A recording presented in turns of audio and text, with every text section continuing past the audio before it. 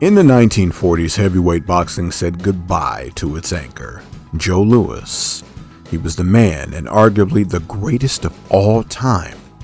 In his absence, Ezzard Charles emerged over Jersey Joe Walcott as the new champion. Typically, the name at the top is the one fight fans care for, but the Cincinnati Cobra was not the Bronze Bomber. Oops, did I say bronze? I'm about 50 to 60 years too early with that one. I meant Brown Bomber. The Marquee division needed a new face, and the 1950s was prime to deliver one. This is the conclusion of the black and white era, and the beginning of the saga of ages that we are currently living in. Like the video to support the channel, and don't forget to subscribe so you don't miss more boxing history like this.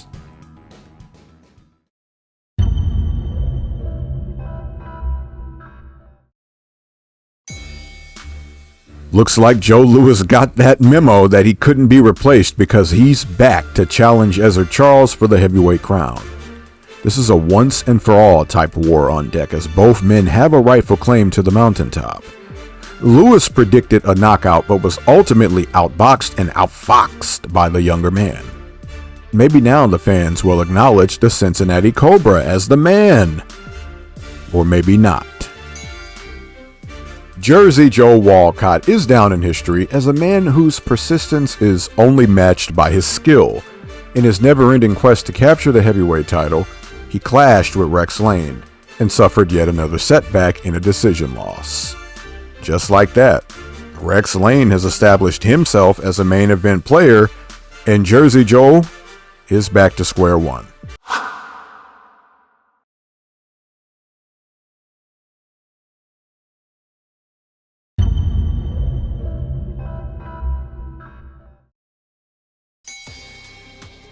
Starting 1951 is champion Ezzard Charles. He's riding high, and Lee almost suffered the shock of the waves as he was stopped in the 10th round. Perhaps Charles may suffer from a new problem now. He defeated Joe Louis, but is there any competition left to add credibility to his reign? Maybe Rex Lane? Rhyming accidentally, listen to me. Is Rex Lane for real? Nope. Bob Satterfield just decked this bum in the first round. Wait. Sorry, jumped the gun. Lane is up. Not only is he up, he just stormed back to TKO Satterfield in the 8th. I guess I should watch my tongue. Maybe Ezzard Charles should be on the lookout after all. To put it lightly, Joe Louis obliterated Lee Saffold. Louis had his way before the knockout in the 6th round and claimed after that he was in complete control. Never bothered, never worried. The victory actually aided champion Ezzard Charles, as the British Boxing Board of Control recognized him as their champion due to Louis having destroyed Saffold, who was their champ. Charles had decisively beaten Louis, and thus the honor goes to Charles.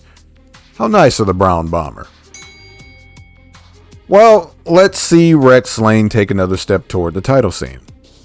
He's an 11-5 betting favorite, and there it all goes. Rocky Marciano blasted Lane out of there in the 6th round with a famously delayed knockout. I guess the new name to recognize is Rocky Marciano. Understood.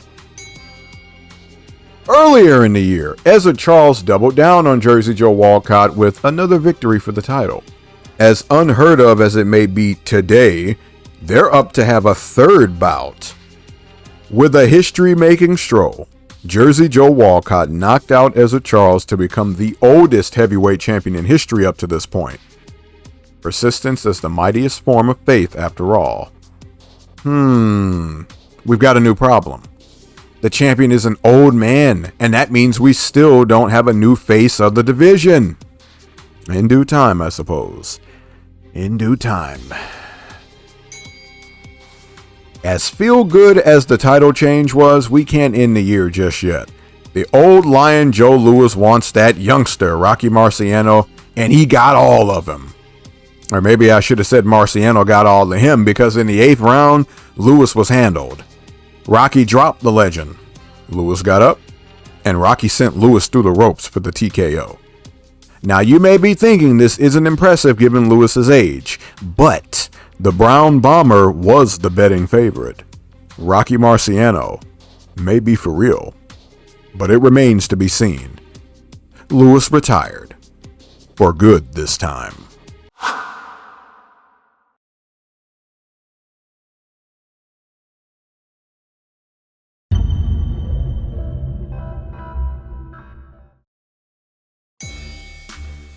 Last year, Rocky Marciano won the biggest fight of his life against his hero, the legendary Joe Louis.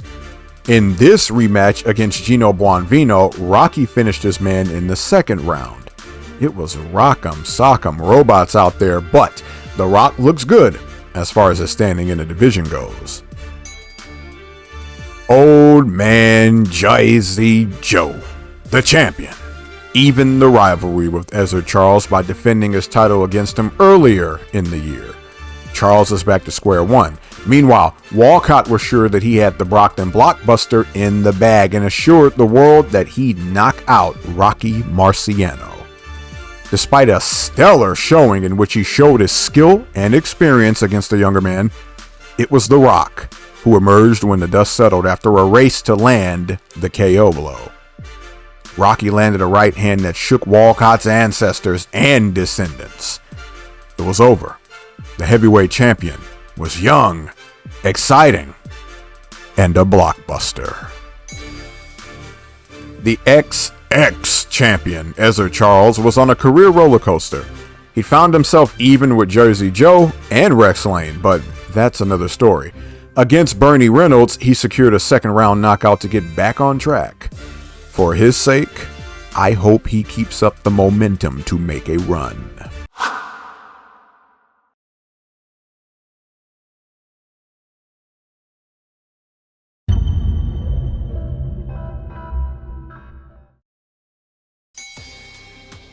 I mentioned that Ezra Charles and Rex Lane were now even. Charles won the first and Lane won the second. Who wants the rubber? Ding, ding, ding. It's Ezra Charles with a decision win. Oh, don't worry. It wasn't a boring decision either, as Charles dropped Lane in the 6th, 7th, and 10th rounds. It was a good start for Lane in the 50s, but he's got a lot of work to do if he wants to rebound. For the return bout between Rocky Marciano and Jersey Joe Walcott, well, you may be disappointed. Whereas the first one was one of the greatest title bouts ever across any division, this one was streamlined. Rocky knocked the old man out in the first round and sent him into retirement as he'd done to Joe Louis years earlier.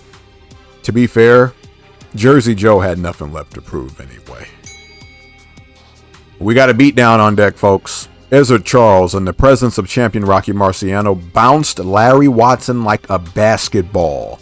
Watson was down once in the third, twice in the fourth, and 4 times in the 5th before he was knocked out. The Cobra is coming for that rock, and it ought to yield a blockbuster. Rock and roll. Again. 3 years ago, Roland Lastarza put on a good performance in defeat to Rocky Marciano. In the rematch, it looked to be on the horizon again until Rocky shifted gears in the 7th and went to the body. Attack the body and the head will fall. And that's just what happened in the 11th round when Raleigh was knocked through the ropes. He rose to a beating, and the action was called to a halt. Yeah, this is the real life Rocky right here.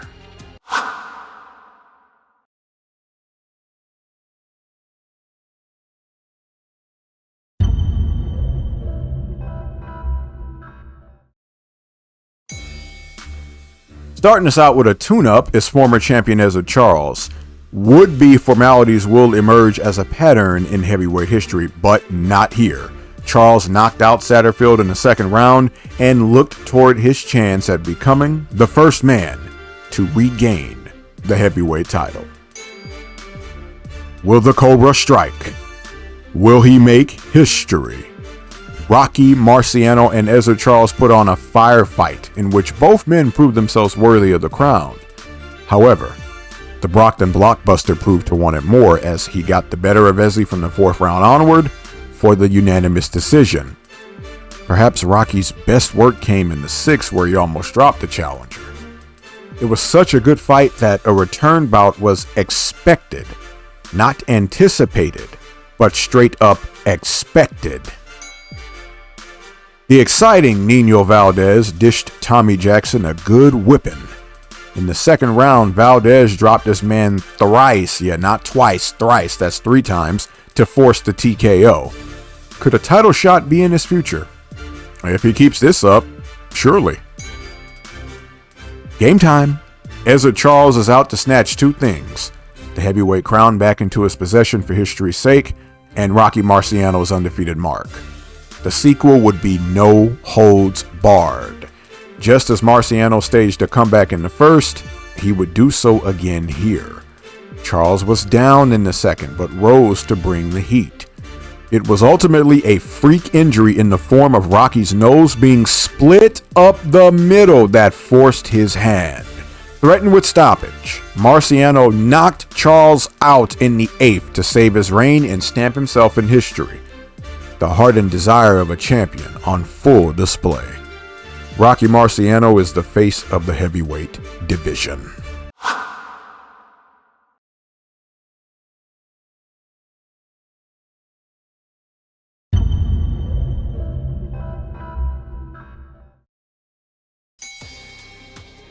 The spoils of war have netted champion Rocky Marciano a break of sorts in the form of Don Cockle.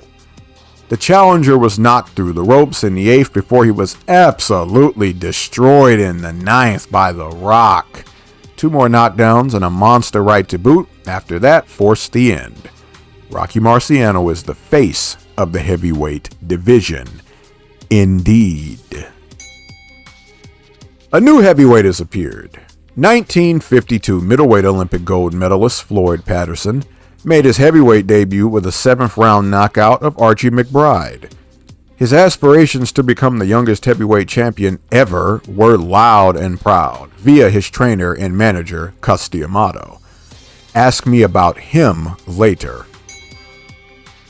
Light heavyweight champion Archie Moore wants to be the oldest heavyweight champion ever, while also becoming the first man to capture the heavyweight crown after ascending from the previous rank and still holding the light heavyweight championship.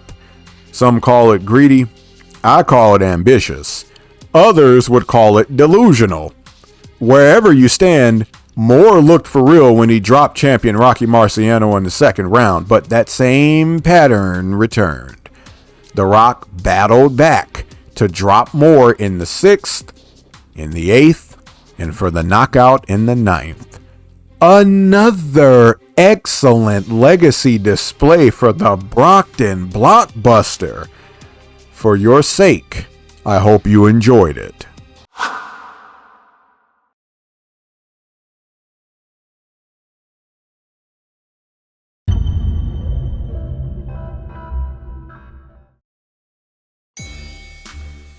Looks like Archie Moore is going to earn another heavyweight title shot because he made a statement by KOing Bob Dunlap in the 1st round. This old man ain't done yet. How inspiring. Surprised? I told you to enjoy that Marciano Moore bout. The heavyweight champion decided to hang up the gloves and go out on top at the peak of his powers and popularity. Rocky Marciano retired undefeated at 49-0, a benchmark the heavyweight division still aims to match and surpass as far as an undefeated and retired heavyweight champion goes. Just like that, there's a golden opportunity for a new champion to rise and lead the marquee division. The journey to crown Rocky Marciano's successor is on. Floyd Patterson added some credibility to his manager's bold claim by edging closer to the main event in a split decision win over Tommy Jackson. He's off to fight Archie Moore for history. More on that when we get there. Last time, Eddie Machen decisioned Nino Valdez. This time, he knocked Valdez out in 8 rounds, Despite the good work, Eddie Machen is nowhere to be found in the title picture. Maybe he'll have his time later. It's age versus youth in the war for history. Once again, Archie Moore wants to become the oldest heavyweight champion. Floyd Patterson looks to fulfill his destiny as the youngest heavyweight champion. It would be the latter, as Patterson knocked the mongoose out in the 5th behind the wisdom of the peekaboo. Moore would never challenge for the heavyweight crown again. The chase is off.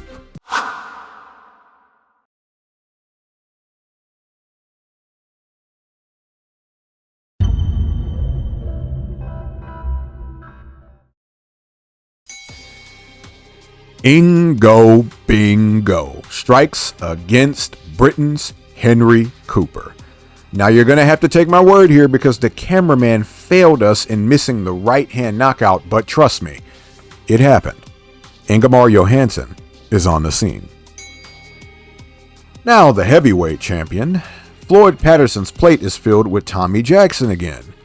Floyd left no doubt as he stopped Jackson in the 10th to remind the world that the right man won the heavyweight tournament.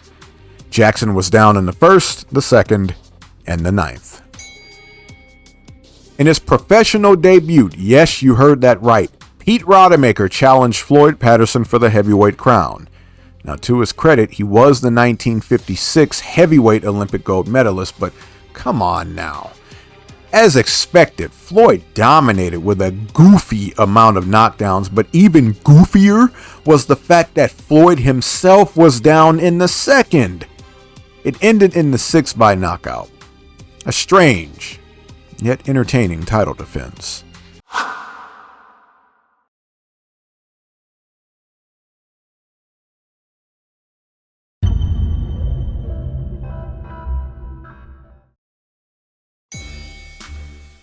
The strange, mysterious, and looming Sonny Liston stepped into form on this day. Wayne Bethea was dominated and finished in the 1st round. There isn't a fighter on the scene who appears as vicious, and the champion better sleep with one eye open, if you ask me. More to come from Sonny Liston. Floyd Patterson meets the challenge of Roy Harris, the best challenge of his reign so far. Patterson was down in the 2nd, but rose to drop the challenger 4 times across the 7th, 8th, and 12th rounds. Roy's corner stopped the bout before the 13th could even begin. 2 young, undefeated heavyweight contenders step up to the plate, but only one can remain. It would be Ingemar Johansson, and quite emphatically, as he knocked Eddie Machen out in the very 1st round. Hey, there can only be one winner. Ingo Bingo. The first time around, Sonny Liston, decision Burt Whitehurst. How fortunate, but surely the victim won't be lucky again, right? Well, he was. Whitehurst once again dropped a decision to Liston, but he was fortunate that there was no time left because Liston floored him through the ropes in the final moments. Sonny Liston marches on, booming footsteps and all.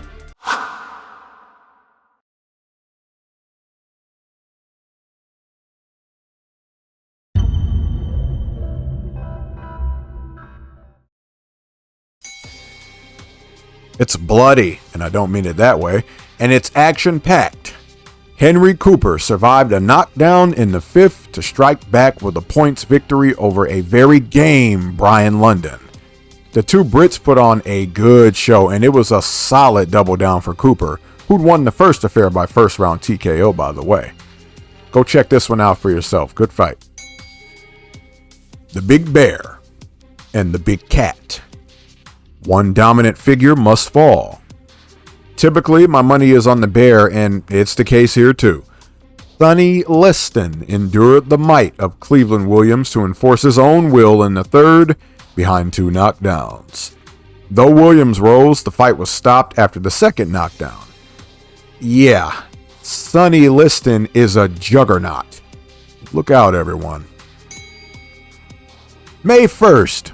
That's a pretty special day Anyway, Brian London is up to the plate to challenge heavyweight champion Floyd Patterson. Why not Henry Cooper, who'd beaten London? Let me stay on track. Behind knockdowns in the 10th and 11th, Patterson definitely had it in the bag. Oh yeah, the knockdown in the 11th was the knockout. The bell of destiny is ringing atop the church tower. Who shall answer the beckoning call? It's Floyd Patterson and Ingemar Johansson, in what would turn out to be the opener of a stellar trilogy. Ingo Bingo shocked the champion to snatch the reins to the heavyweight division. 7 knockdowns, all culminating in the 3rd round. It was definitive and nasty. That right hand really is Thor's hammer. There's a new heavyweight champion of the world heading into the 1960s. But not so fast. Closing out the 1950s is Sonny Liston, the looming gloom over the heavyweight division. Willie Bismanoff was bestowed a Christmas time beating, leading to the fight being stopped before the 7th could begin. This guy is a wrecking machine, and I have a feeling the 60s will have to face the music that is Sonny Liston. We shall see. Expect some ducking.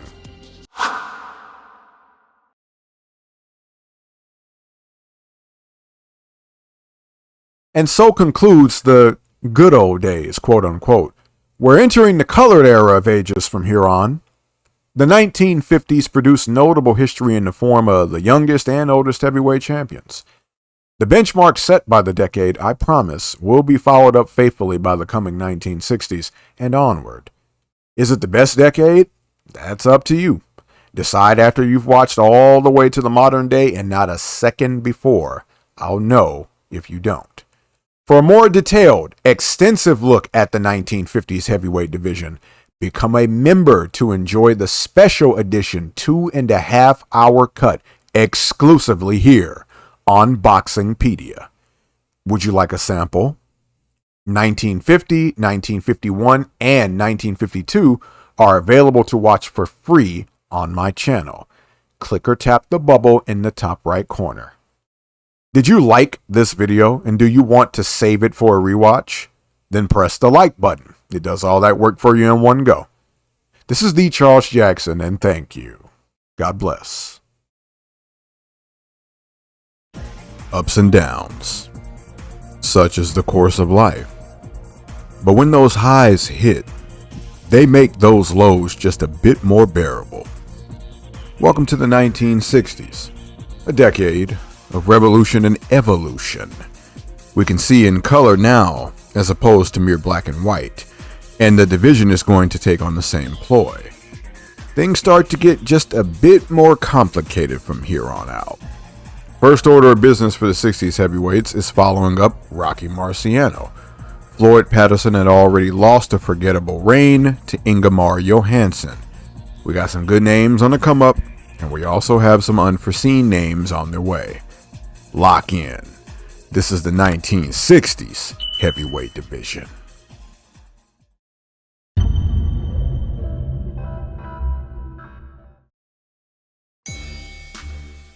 The bear and the cat clash again. Sonny Liston showed that the first was no fluke when he put Cleveland Williams away a round sooner than before.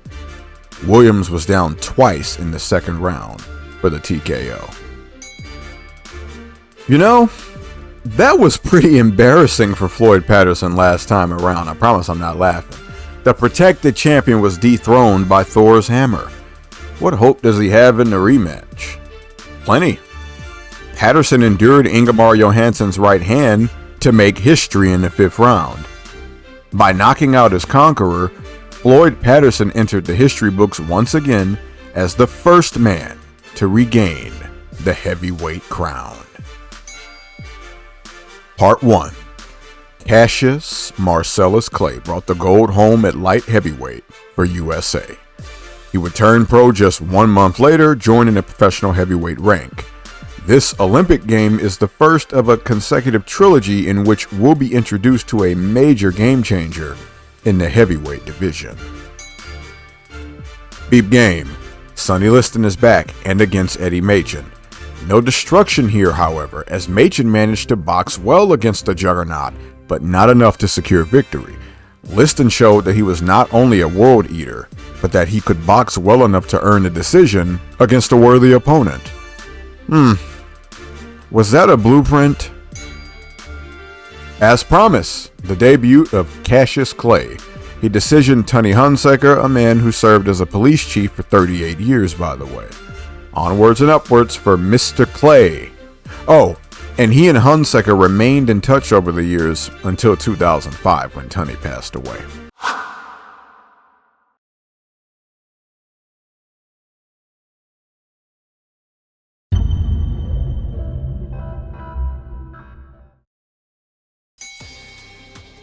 Who wants the rubber? Hard to tell considering the first round confirmed that this was to be a knockdown, drag-em-out brawl. Floyd Patterson was down twice and Ingemar Johansson once, all in the first round. Come the sixth, Patterson proved to want it more when he knocked Ingo out. To his credit, Ingo tried to answer, but Patterson's punch proved too strong. Book it. What a trilogy. So it has been predicted by Cassius Clay that Lamar Clark would fall in 2. Book it. Some call it arrogant, others call it confident. Young Buck seems to know just who he is. It's just us that don't know it yet. Sonny Liston returned to destruction by becoming the first man to floor Albert Westphal. It was all over in the first round. I know Floyd Patterson is fresh off the Ingo trilogy, but it may be time for a deserving challenger to have his time under the sun. On the same day, the champion Floyd Patterson took on Tom McNeely. The challenger was down so many times that we all lost count. Yes, history has lost count, so just let it go and know that Floyd Patterson dominated this affair. 4th round knockout.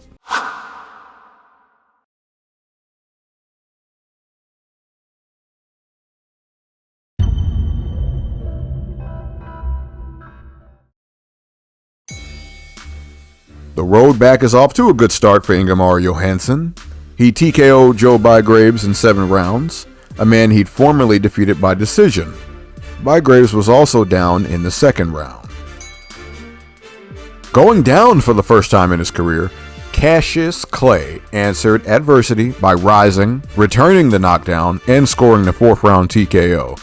Just the narrative-pushing event this youngster needed, if you ask me. Oh, what's that? You didn't ask me? It's my video and my story, so you didn't have to. Carry on. The inevitable is suddenly upon us. Sonny Liston has driven his oversized fist through the notable top 10 of the division, and only the champion remains. His fist proved an irresistible force as he drove it right through the second reign of Floyd Patterson. Sonny Liston, by dominant showing, is the new heavyweight champion of the world. And Floyd Patterson didn't stand a chance. 1st round knockout.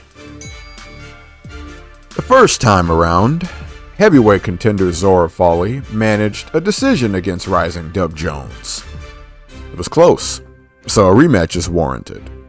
Jones, showing his maturation, answered a knockdown and battled back to KO Fawley in the 7th. How the turntables.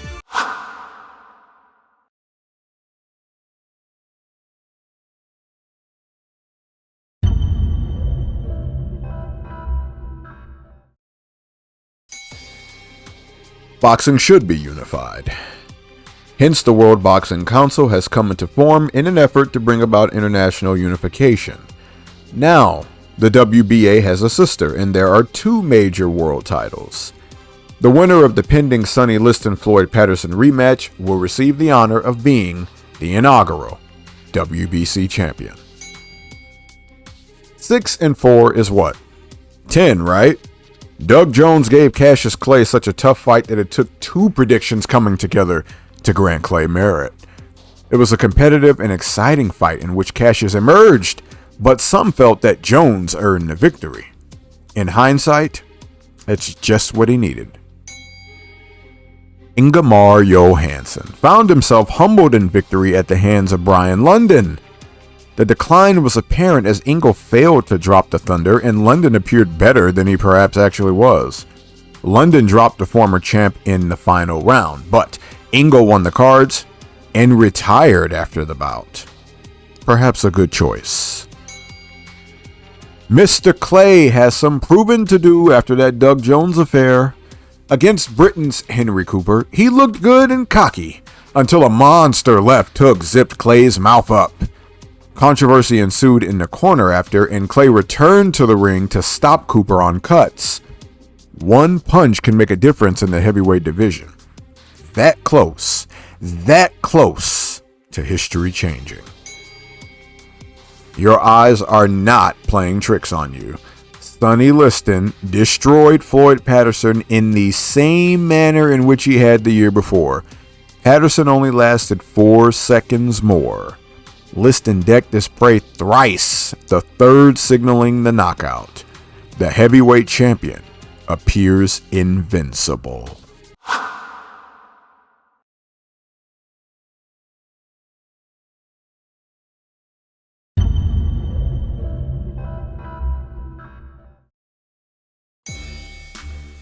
Polar opposites, a loudmouth and a silent assassin, a powerhouse and a speed demon.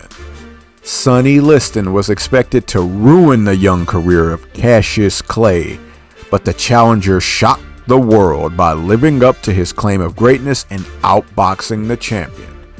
Clay was too slick, too fast, and too skilled, it seemed.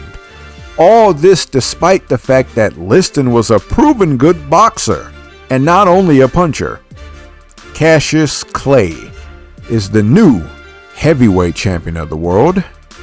He changed his name shortly after to Muhammad Ali. Eddie Machen has the chance to prove that he would have been champion had Floyd Patterson granted him a chance. He failed to do so, as Floyd showed he was not down and out, but that Sonny Liston was just Floyd's kryptonite. Patterson outpointed Machen, but couldn't put him away.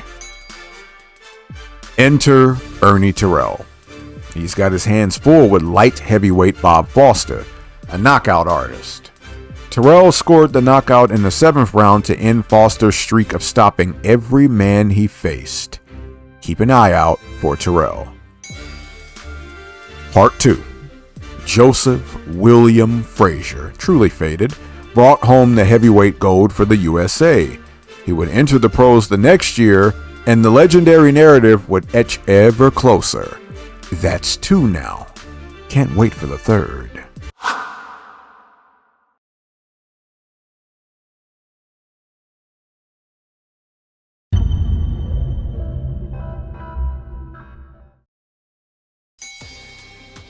The lights are bright tonight and the stars have aligned. Why? Honestly, I'm not too sure, but I can tell you that Floyd Patterson and George Chuvalo put on 12 rounds of action. Heavyweight greats were present and the world was pleased, proving that the marquee division was still the one to watch. Patterson won, by the way. Muhammad Ali was stripped of the WBA title for choosing to rematch Sonny Liston. Spoiler alert. Ernie Terrell, who I told you to keep an eye on, would capture the title by outpointing Eddie Machen. It was boring. Sorry, not sorry. Get used to these shenanigans. The sanctioning bodies will only get worse, but at least we know who the real champion is. Do you believe in ghosts? According to legend, Muhammad Ali's right hand is a phantom. In the return bout between champion Ali and challenger Sonny Liston, the challenger fell in the opening round. It was suspicious and plain awkward, but what's done is done. Muhammad Ali is the man to beat, and it's mere formality. The WBA title reign of Ernie Terrell, I mean. Match him up already. Speaking of Ernie Terrell, he put on another boring jab fest to retain the WBA title. Adding insult to injury for challenger George Chuvalo was that Terrell pulled this off in Chuvalo's neck of the woods, Canada. First, the latter. Now, the former. Muhammad Ali had known as far back as his amateur days that he would cross Floyd Patterson. Against the former champion, the current champion looked even greater than he had against Sonny Liston. Patterson, bad back or not, was completely outclassed by Ali.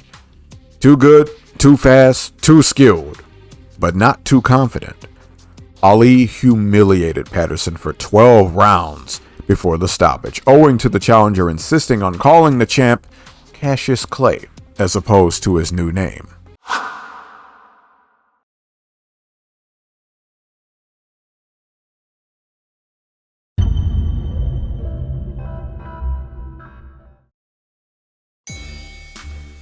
In a showing he would become famous for style-wise, Joe Frazier chopped down Dick Whipperman. It was a 5th round TKO. Killed the body, and the head will follow.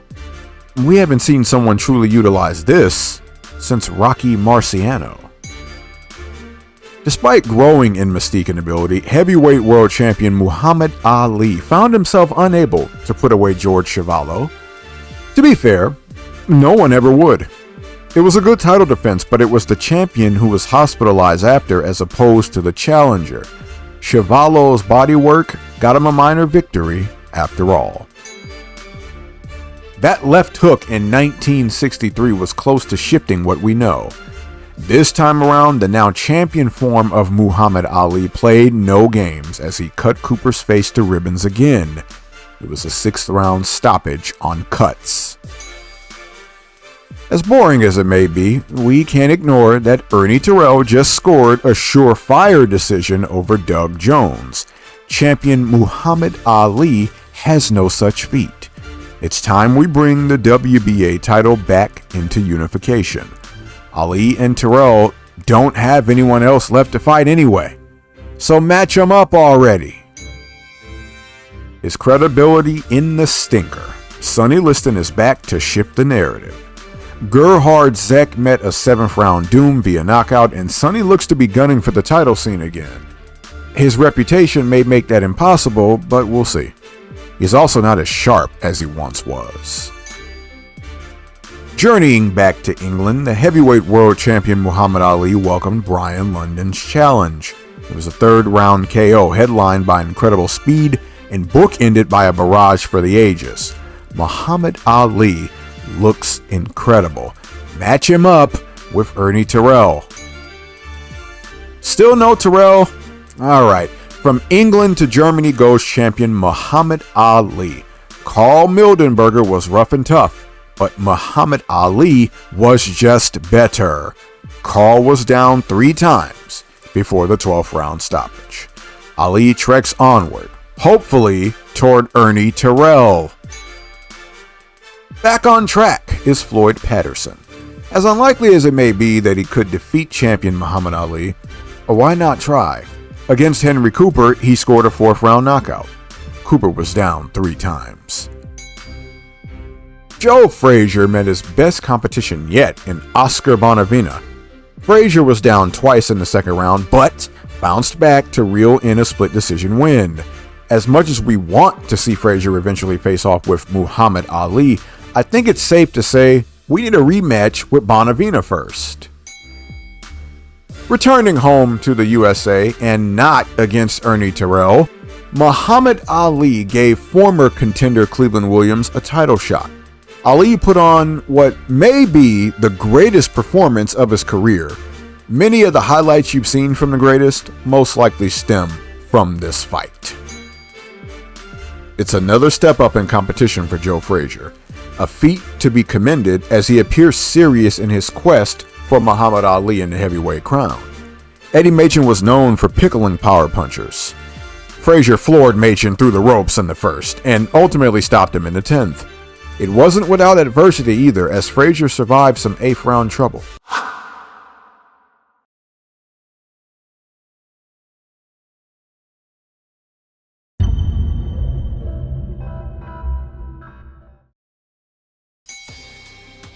Unification at last. Ernie Terrell made the fatal mistake of calling Muhammad Ali by his former name, and he was humiliated just as Floyd Patterson was. "What's my name" continues to ring throughout history. Ali was surgical, and the heavyweight crown was once again in one piece. Enter Jerry Quarry. He's young and exciting. He won a unanimous decision over veteran Brian London, who was unimpressed with the youngster, by the way. London wanted destruction and ensured he would have brought it if he himself were younger. I'll say this. The fight was exciting enough to where a lack of knockdowns did not hinder it. It's a moment in time. Zora Foley was finally granted a heavyweight title shot, and from the most generous of the heavyweight champions, of course. Muhammad Ali, few hiccups notwithstanding, put on another showing of his brilliance in a 7th round knockout victory. Foley was down twice. I hope you enjoyed this. For refusing to be drafted into the Vietnam War on the grounds of his religious beliefs, Muhammad Ali was banned from boxing indefinitely and stripped of his heavyweight world crown. Looks like the only thing that could dethrone the champ was Uncle Sam himself. Immediately, the WBA organized the tournament to capitalize. Golden opportunity here for the division. Now this is the Sonny Liston I'm used to seeing, and right after Ali's exile. How about that? Elmer Rush was floored twice in the 4th, thrice in the 5th, and 4 more times in the 6th before the action was called. Sonny ain't done just yet. Look out, heavyweights. It's a draw, spoiler alert. Floyd Patterson and Jerry Quarry bashed one another's brains in, but the former champion's creed carried him a bit further. Patterson was down twice in the 2nd. Quarry was down in the 7th. You know what this means, right? Rematch time. 6'6", towered over the division for his time. Primo Carnera belongs to the rich lineage of lineal heavyweight champions. He's one of the most physically imposing champions ever and was also known as an actor and wrestler. Of course, his flowers will be here on BoxingPedia. Rest in peace, sir. They say George Chuvalo has never been down and that he never will go down. They're right, but Smokin' Joe still laid on the pain. He rearranged Chuvalo's face and had his way before the stoppage in the 4th. Mighty impressive, as Frazier seems to be ascending just in time for the splintered title picture. The rematch we need is closing us out. It was close to being a mirror of the first, but this time only Quarry scored the knockdowns. They came in the 2nd and 4th. It was a majority decision victory for the youngster and a good resume notch, as Patterson is a former champion. Quarry moved to the next bracket of the WBA's tournament.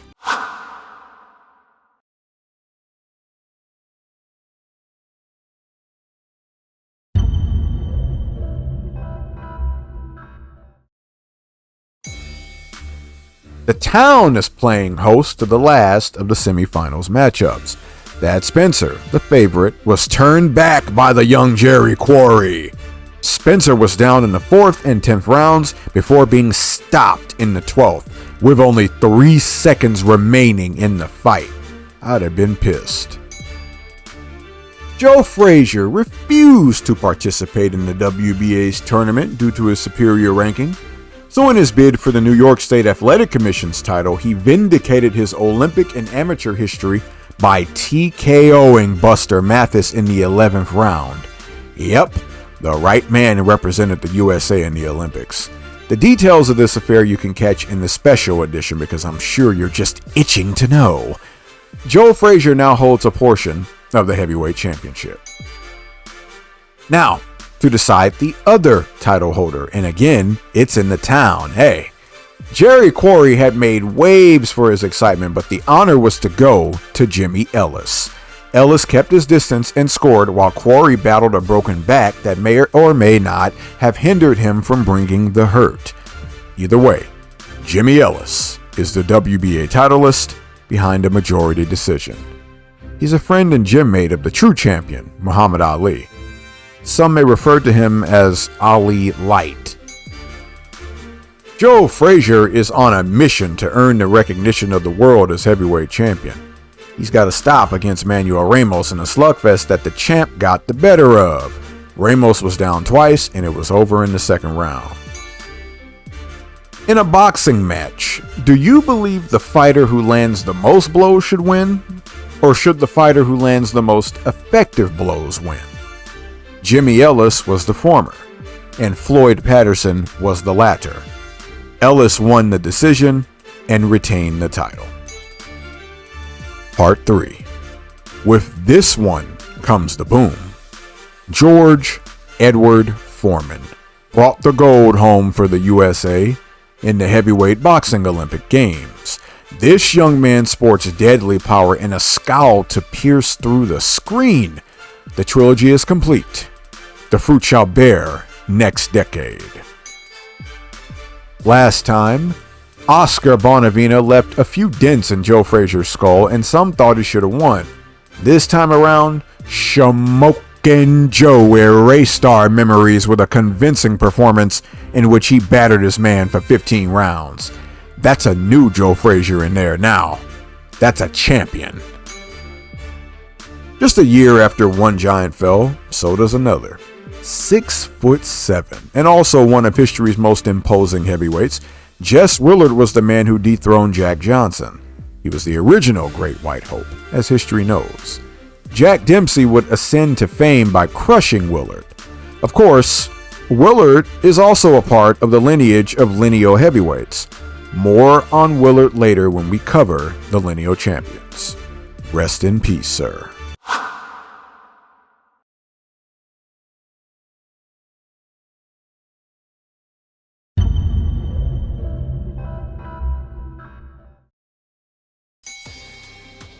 This is one of those fights you'd miss if you stepped away too soon. Joe Frazier knocked out Dave Zigowitz in the opening round to retain the NYSAC title and looked on to unification with Jimmy Ellis. George Foreman has arrived on the professional scene, and with impact. It was all over in the third round as the youngster dominated, and it was an absolute control. I know he's young and brand new, but this dude kind of favors the allure of Sonny Liston. They are sparring partners after all. Joe Frazier and Jerry Quarry fought the fight of the year. Quarry, who normally does the chopping, found himself being beaten by Joe Frazier in a nonetheless competitive affair. It was over before the eighth could begin, and Joe Frazier was rolling with momentum en route to unification. Unfortunately, you'll have to wait until next decade to see it. Hey, it's not my fault. It's not my fault. Stop thumbing down the video. It's not my fault. Tragedy struck the boxing world as the beloved heavyweight champion of the 50s, Rocky Marciano, passed away in an airplane accident. You should remember Rocky from the last video in this series. He's even the thumbnail of the last video, rightfully earned. His 49-0 mark remains untouched by the retired heavyweight champions. His legacy is eternal. Rest in peace, sir. No better time for a statement rebound than now for Jerry Quarry. Remember London's trash talk? Yeah, he ate it all up. Quarry knocked London out in 2 rounds. Was that destructive enough for you, Brian? It wasn't Sonny Liston's last fight, but it's the one we remember him for as far as the end. Despite being the favorite and on a 14-fight win streak, Liston was shockingly knocked out cold by Leotis Martin in the 9th round. There it all went for the Big Bear, but a new decade is on the horizon. 2 contenders with their ups and downs, much like this decade itself, ups and downs. Maybe encountering one another will shift the fate of the victor. Jerry Quarry did well initially, but was ultimately knocked out by George Chuvalo in the 7th. Whether he makes the best of it or not, George Chuvalo has some strong momentum heading into the 70s. Quarry has some ground to make up. I wish him luck.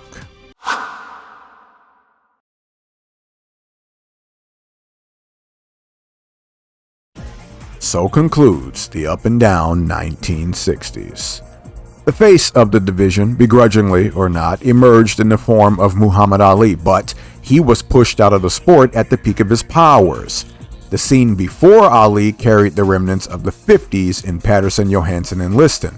The scene after Ali carried the seeds of the 70s in Frazier, Quarry, and others. Take my word for it, by the way. The 1970s is going to be worth your money. Don't miss it. For a more detailed, extensive look at the 1960s heavyweight division, become a member to enjoy the special edition 3-hour plus cut exclusively here on BoxingPedia. Would you like a sample? 1960 is available to watch for free. Click or tap the bubble in the top right corner. Did you like this video and do you want to save it for a rewatch? Press the like button. Also, a special message to all my subscribers and would-be subscribers. Ring the bell for my channel so that you get every notification. Some of you have been asking me questions that were answered in my community posts. Ring the bell. Be up to date. This is the Charles Jackson, and thank you. God bless. It's a gold rush. We've entered what is widely considered to be the best of the heavyweight division's history. If you love narratives, rivalries, and history, this is the one for you. Showmanship, slugfest, technical masterpieces, the whole show. The 1960s left us with the question of who the new undisputed champion would be in the banishing of Muhammad Ali.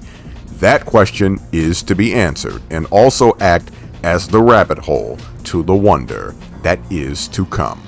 Subscribe and ring the bell. You won't regret it. This is the Golden Age.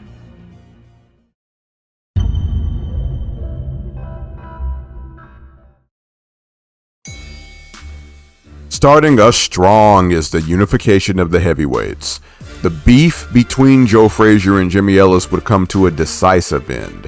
After 2 brutal knockdowns in the 5th, Ellis's corner stopped the fight before the 6th. Joe Frazier was the new heavyweight champion of the world, holding all titles but the lineage. You'll see why soon. On the comeback trail after being sparked out by Leotis Martin is Sonny Liston. The once invincible champion had been crippled by Father Time. Oh, and the mystique of Muhammad Ali. He pummeled Chuck Wepner for the 9th round stoppage victory. We'll see where he goes from here. The Battle of the Georgias. George Chuvalo never goes down, and George Foreman is a wrecking machine. Both remain true, as Foreman battered Chuvalo for the stoppage in the 3rd. To Foreman's credit, he did stagger the undroppable Chuvalo. He's back. After a 3.5-year layoff, Muhammad Ali returned to the ring against the notable contender Jerry Quarry. It was bold of the lineal champion to return against such a caliber of opponent, and he proved himself by stopping Quarry on cuts. This happened between the 3rd and 4th rounds. Was it more impressive than the fight of the year between Frazier and Quarry? Either way, a collision course is on to fully unify the title. Ali also doesn't look to be the same man we last saw against Zora Foley. Naturally, of course. Joe Frazier's NYSAC title was absorbed into his WBC title, hence the new listing. He welcomed the challenge of light heavyweight champion Bob Foster. The difference in weight class became undeniable in the 2nd round after 2 knockdowns forced the stoppage. Match Frazier and Ali up already. Forget the tune-ups. The lineal champion Muhammad Ali returned for another tune-up against Oscar Bonavena. You know, the man who'd given Joe Frazier trouble beforehand. Ali stopped Bonavena in the 15th round after 3 knockdowns. Alright, match 'em up. Frazier and Ali are due for 1971. But before we can move on to that, tragedy and mystery, The boxing world lost Sonny Liston to end 1970, and we still aren't quite sure how. In fact, there's many aspects of Sonny's life that we aren't sure of, including his age. Either way, Liston forced his way into the history books beginning in the late 50s and left his mark. Rest in peace, sir.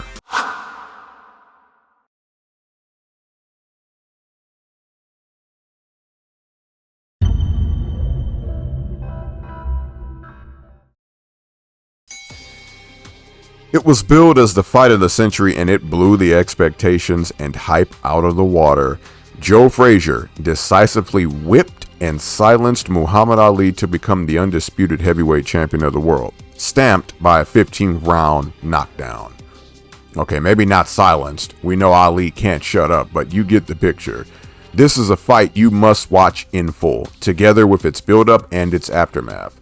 It was so brutal that Frazier took the rest of the year off, and it almost secured being the only fight that I covered here in 1971 due to its significance.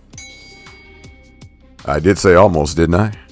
Muhammad Ali returned to the ring 4 months later against former WBA titleist Jimmy Ellis. Ali looked good against Ellis, winning by stoppage in the 12th as he peppered his gym mate. This should provide even further credibility to Joe Frazier's victory.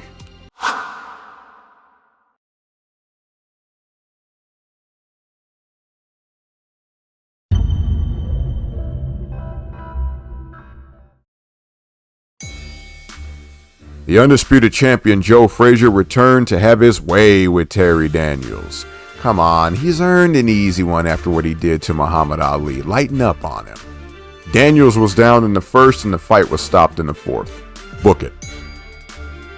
The rising contender George Foreman is back in your face.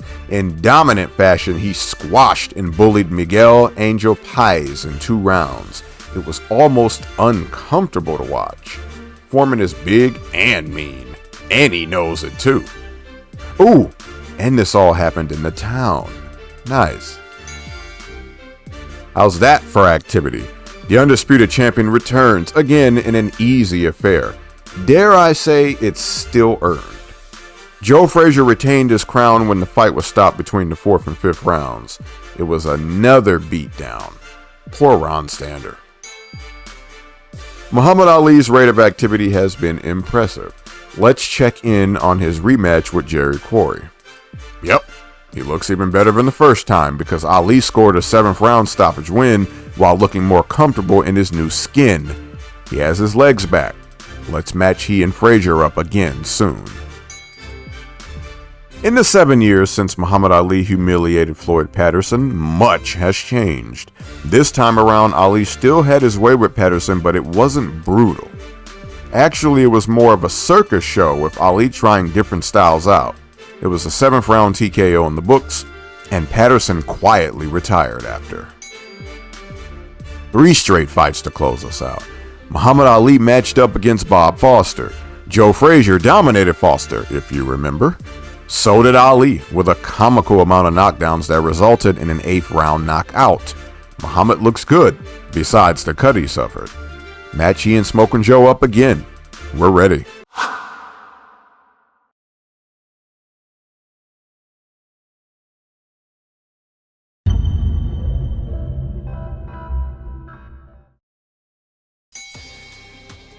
Returning to true challengers is undisputed champion Joe Frazier. He's the man, but George Foreman is the monster. In shocking fashion, George Foreman absolutely decimated Joe Frazier. There were 6 knockdowns before the stoppage in the 2nd round. There's a new heavyweight champion of the world, Big George Foreman. Muhammad Ali may be in trouble. Well, the goal has shifted for Muhammad Ali in his trek back to a title shot. Still, Ken Norton ought to be a mere formality before Ali tries his hand at George Foreman. Oh, wait! Oh, his jaw is broken! Ken Norton just shocked the world with a split decision win over the Louisville Lip. There's a new contender on the block, and Ali's momentum has been derailed. Norton also looked to have Ali figured out so well that it wouldn't have mattered what shape the lip was in.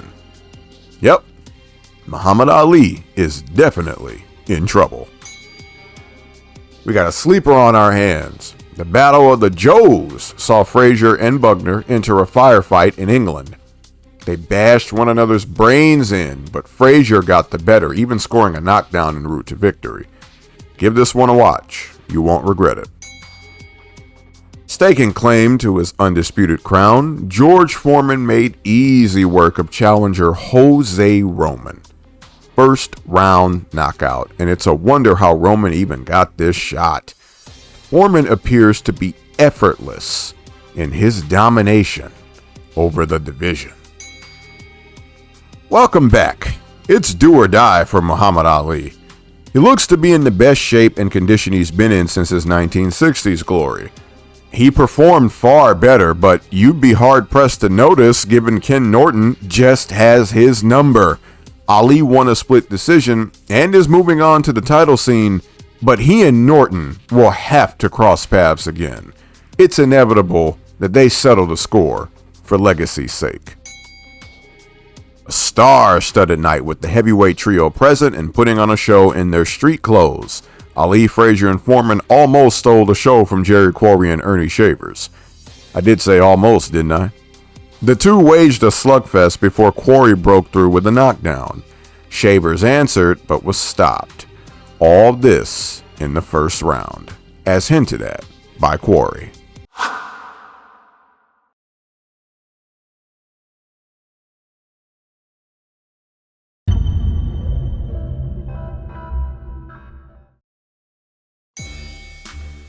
Well, it's the rematch we've hungered for, but the stakes aren't as high. Muhammad Ali and Joe Frazier have suffered setbacks, but we know the magic they produce in the ring.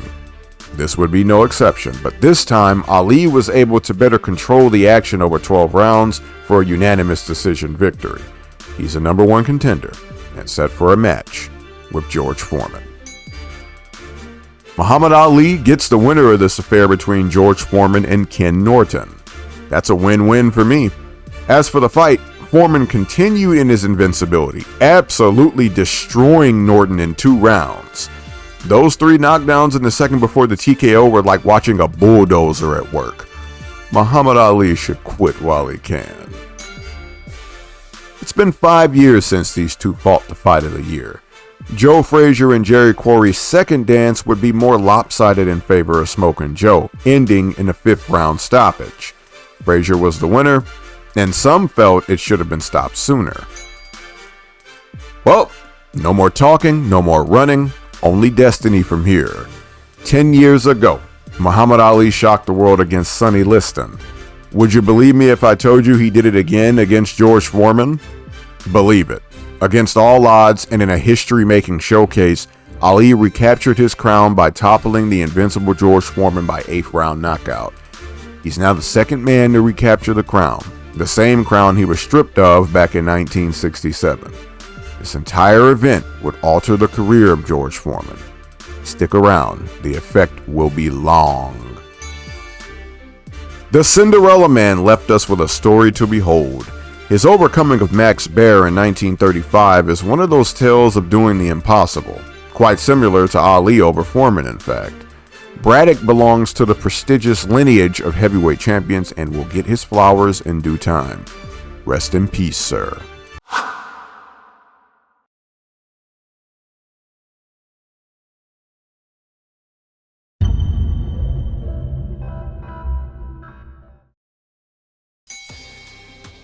Another rematch for Joe Frazier, 5 years the difference. Jimmy Ellis stood no chance back then, and certainly doesn't now. Only difference being the beating went until the 9th round, where Ellis's corner called it off. It's been a solid rebound for Smokin' Joe since 1973, and he's due his title shot. Ken Norton and Jerry Quarry really don't like one another. They just see the world in different lights. 2 rough and tough warriors looking to get another title shot. Norton would match Quarry's slugging energy and prevail in the 5th round by TKO. One step closer. The boxing world lost another of its heavyweight marvels from the 1950s. Ezra Charles was a fine champion and man who unfortunately contracted ALS. He would succumb to it, and some believe he was battling it as early as his fights with Rocky Marciano. Charles will receive further coverage in the Lineal Champion Series. Rest in peace, sir. Let me get this out of the way. You need to go watch this fight for yourself. This is one of those slugfests between monster punchers that boxing fans are on the hunt for. Ron Lyle and Ernie Shavers almost caved one another's skulls in, but it was Lyle who survived being decked to storm back and KO Shavers. Eye candy galore. It is time. Muhammad Ali and Joe Frazier meet in the ultimate of rubber matches. Once again, the build-up was stellar and the action in the ring would blow it out of the water. Ali and Frazier beat the stuffing out of one another over 14 rounds before Frazier's corner stopped the fight before the 15th. Ali won by TKO, but neither man would ever be the same health-wise. Legacy sealing win for Ali, but it's worth noting that Frazier didn't want to quit. Go watch this event in its entirety for yourself.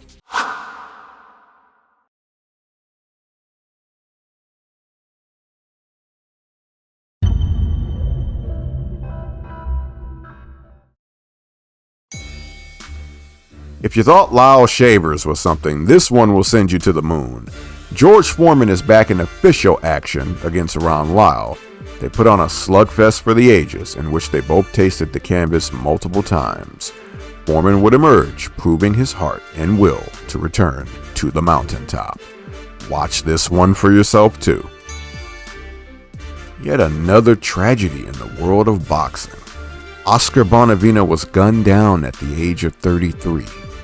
He was on an undefeated streak and aiming to rematch Muhammad Ali, a solid contender. Rest in peace, sir. Second verse, same as the first. As valiant as the now bald Joe Frazier was to enter the ring against George Foreman again, he's just tailor-made for him. Big George continued his ascension back to the title scene by dominating Joe Frazier again. It was a 5th round TKO behind 2 knockdowns. I told you it was inevitable that these two meet again. In the same way that Foreman has Frazier's number, Ken Norton just seems to have Muhammad Ali's number. Despite outlanding Ali, Norton did not receive the decision and cried in his corner afterward. Ali himself admitted later that he thought Ken won too.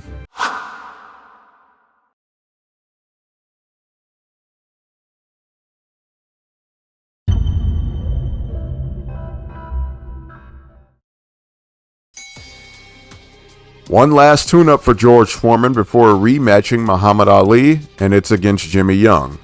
Young arguably beat Ali in their 1976 title bout, but there would be no argument here that he defeated Foreman. Yeah, you heard me right. Young even managed to knock George down. It was a pickling and the final straw for George as he retired after the bout to serve the Lord Jesus Christ. Against the odds, for whatever reason, Ken Norton blasted Dwayne Bobbick out of there in the opening round. The inexperienced Bobbick, in hindsight, stood no chance against a seasoned contender.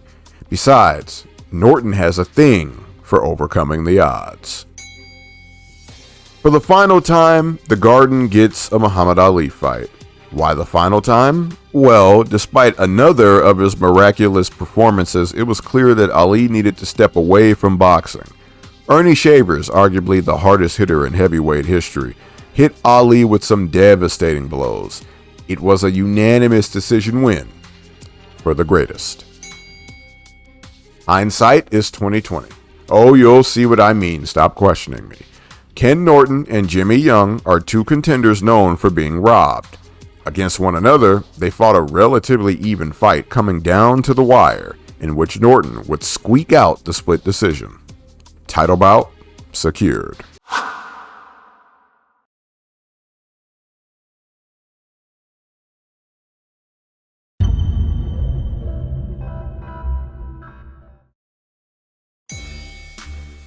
Muhammad Ali dares to defy Father Time against the young upstart Leon Spinks. It was an upset, with Spinks being too much for the champion. He dominated the action and landed at will.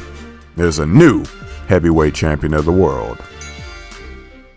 Ernie Shavers has the opportunity to earn another title shot, and it's against the little-known Larry Holmes. With the lights bright, Holmes answered the challenge and claimed the shot for himself. He neutralized Ernie's power behind some solid boxing skill and won a decision.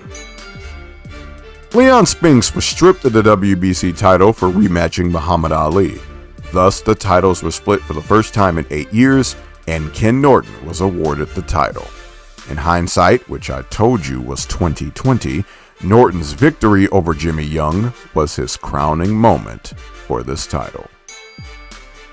In a tremendous affair, Ken Norton and Larry Holmes went to war over the WBC title. The two were evenly matched, battling through one another's offense and defense for 15 action-packed rounds.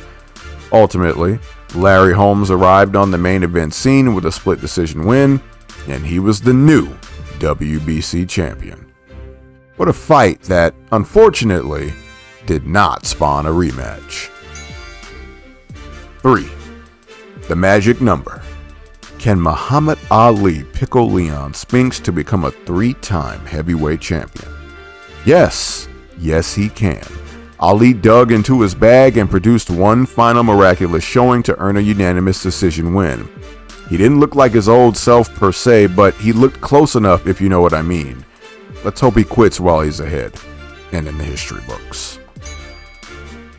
Yet another loss for the boxing world in Gene Tunney. The Fighting Marine, another of the heavyweight lineage class, was best known for his duology of victories against Jack Dempsey. He is the first Shadow Champion. Check out my video on that subject. Rest in peace, sir.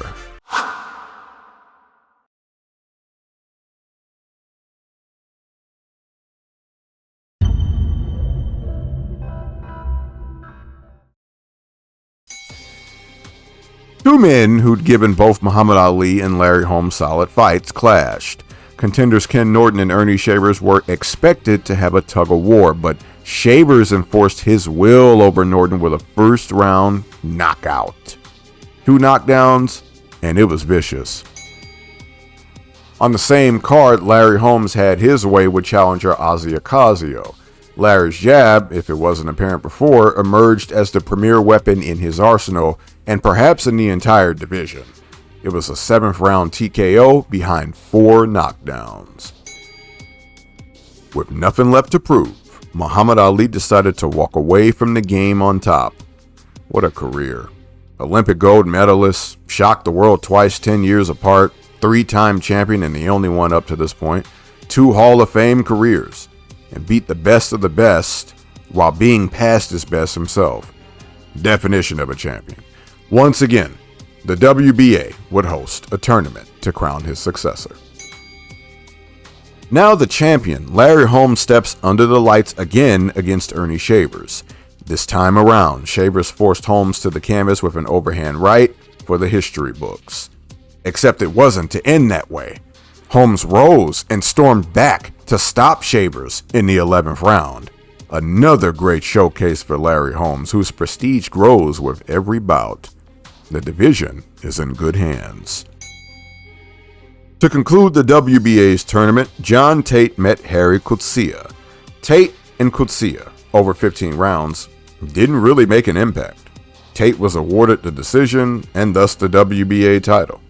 He's heading into the 80s with the strap, and hopefully we have unification to look forward to between him and Larry Holmes.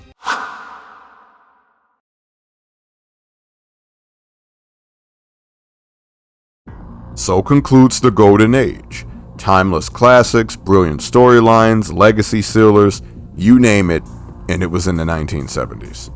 The trio of Muhammad Ali, Joe Frazier, and George Foreman set the bar impossibly high, but fear not, the impending lost generation is not to be dreaded, but embraced in hindsight.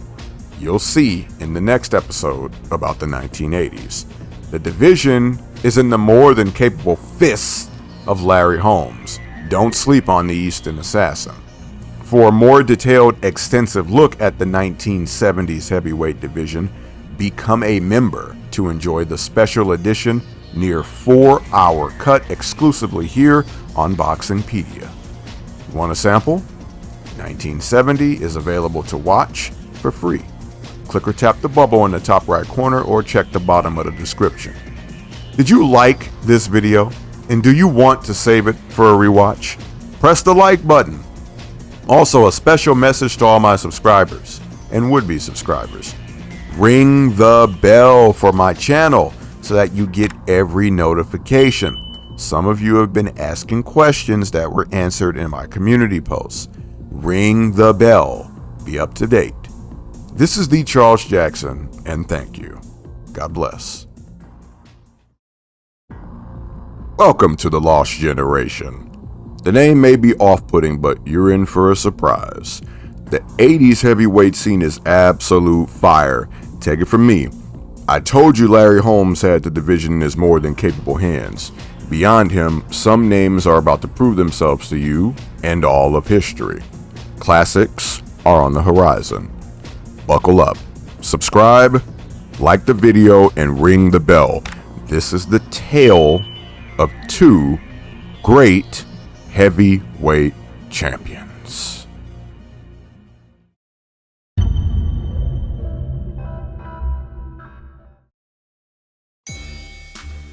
He's the man with the plan, the heavyweight to pave the way forward, whether you like him or not. Larry Holmes had his way with Lorenzo Zanon. Did you hear that? I got the pronunciation right this time. There were knockdowns in the fourth, and it was over in the sixth.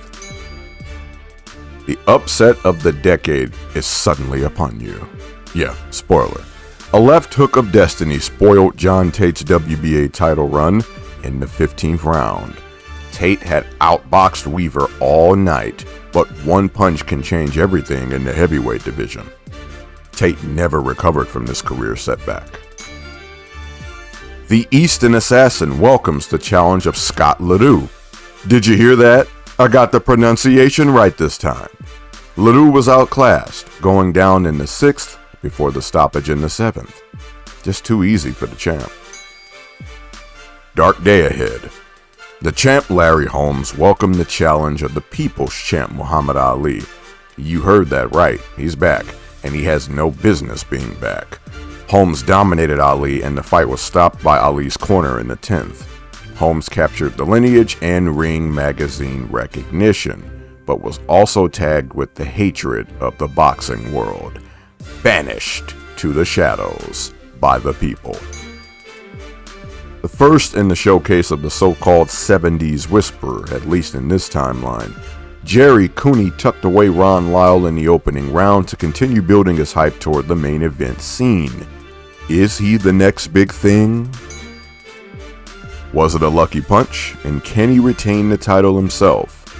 Mike Weaver was pushed hard by Harry Kutsia, but managed to turn it around and knock his challenger out in the 13th round. Yep. Weaver appears legit.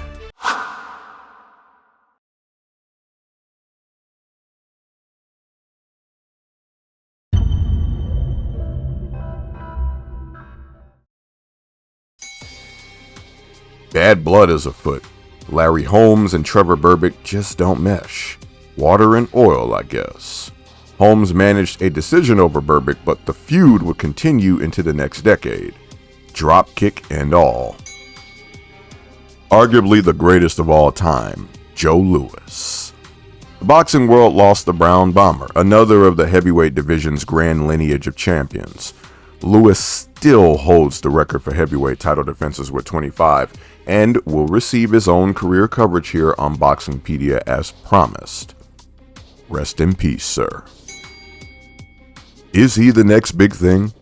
Well, if we're going off of this night, yeah, he is. Jerry Cooney decimated Ken Norton in the opening round, just as he'd done to Ron Lyle. It was scary. The way Cooney had his way with Norton, I mean. 70s Whisperer. The last two men who'd beaten Muhammad Ali clashed. Larry Holmes had his way with Leon Spinks. It wasn't even close. 3 rounds was all it took for Holmes to finish Spinks off. No jinx here. Not yet, at least. Mike Weaver is legit. We'll give him that. Against James Quick Tillis, he stamped it with a decision win. It wasn't anything crazy to write home about, but it's a title defense nonetheless. Congrats.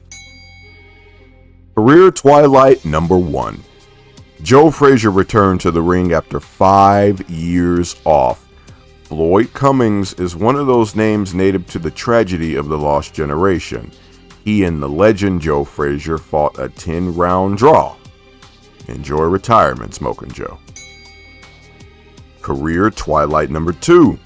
Muhammad Ali is back again. Yes, you heard that right, again. The good news is that Ali did much better than he did against Larry Holmes. Still, Trevor Berbick would go down as the last man to both face and defeat Muhammad Ali. It was a unanimous decision. Enjoy retirement, GOAT.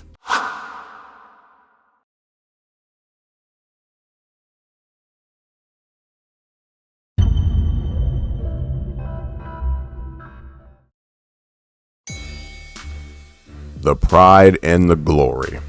Jerry Cooney had built himself as the next big thing, and Larry Holmes had promised his own reign was in no danger. The two put on an amazing fight, with Larry coming out on top via 13th round TKO. Larry got the better of the action, but Cooney was no slouch. Give this one a watch, the build-up and all. Beat down Central. Larry Holmes is back against the ever-endurant face of Randall Tex Cobb. Holmes had his way, showcasing how outclassed Cobb was. Despite the battering, the fight was never stopped and went the distance. Dangerous business here. WBA title holder Mike Weaver is a slow starter, a common enough tag in the Hurt Business. Michael Dokes took immediate advantage of this by dropping Weaver in the opening round. Weaver answered and was swarmed. The fight was stopped, though Weaver may not have been in trouble and may have been on his way to weathering the storm.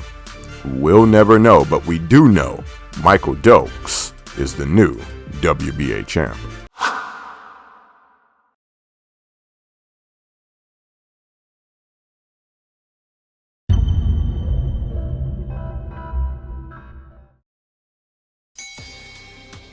Penguin Thomas, at last, is on the scene and against Harry Coetzee. The two fought to a draw. They tagged one another and split the action well enough. Thomas remains undefeated, and Coetzee continues his quest back to a title shot. The controversy from the first had to yield a rematch. Michael Dokes would have to prove that he was worthy of the title he'd lifted from Mike Weaver. In short, he did this, but he also didn't. Dokes and Weaver fought a war of attrition that resulted in a draw. Thus, Dokes retained once again to controversy. On the same night, Larry Holmes welcomed the challenge of Tim Witherspoon. It was an amazing fight, the 9th round in particular yielding one for the history books. Despite Witherspoon's coming out party as a fighter to behold, Holmes retained his title by split decision. Some believed Witherspoon won. What did you think? Yet another of the rich lineage departed. The boxing world lost Jack Dempsey, the first superstar who took the sport to the big time. Beyond being a draw to behold, Dempsey was the first People's Champion. More to come for Jack Dempsey on the horizon here on BoxingPedia. Rest in peace, sir. Alrighty. Michael Dokes has the chance to leave a good taste in the mouth of the boxing public. In defending the WBA title to Harry Coetzee, Dokes was beaten. He was down in the 5th and counted out in the 10th. Not a good look after the two controversial bouts against Weaver. Hats off to Harry Coetzee, the new WBA champ. Since the WBC refused to sanction this bout, Larry Holmes defended the Lineage and Ring magazine recognition against Marvis Frazier. It was one-sided, and all in one round as Larry had his way with the son of Smoking Joe. You almost feel bad. Sheesh. Larry would end up vacating the WBC title over money issues. He was named the USBAI's inaugural heavyweight champion, and the Big Three era of belts had begun. The USBAI would later change their name to the IBF, International Boxing Federation.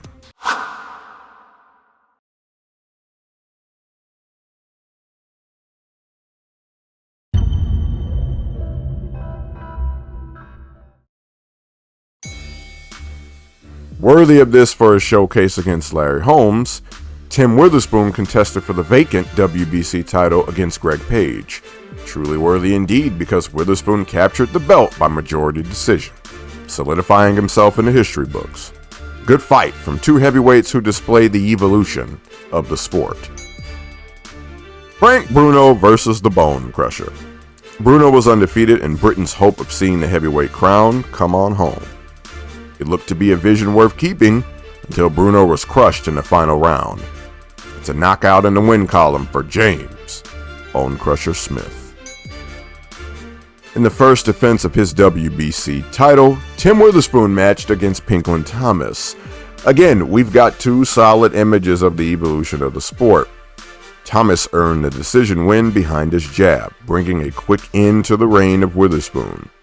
This is a norm for this era, unfortunately, and it won't be the last time. Congrats to the new WBC champ. The Bone Crusher has earned himself a shot at the Easton Assassin. James Smith put up notable resistance, a sizable 6'4" heavyweight who Larry didn't have his usual advantage on. Still, Holmes secured the win by stoppage in the 12th after wisely targeting a cut on Smith. The Bone Crusher refused to continue. In his homeland, Harry Coetzee welcomed Greg Page in defense of the WBA title. Page had his way, dropping Coetzee in the 7th before securing the KO in the 10th. There's yet another new WBA title holder. Congrats to Greg Page for turning his year around too.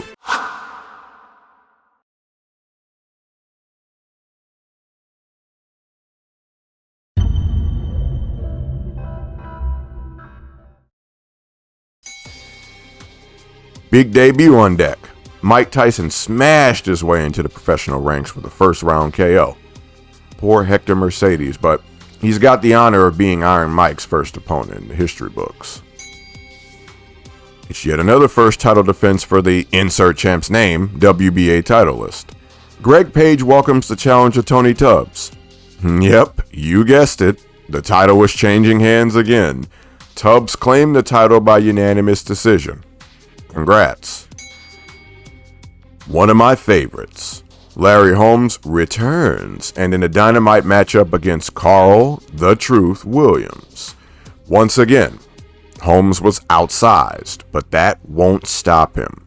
Williams gave Larry his toughest fight since the Witherspoon affair. It was action-packed, and Carl looked to have done enough in the eyes of some.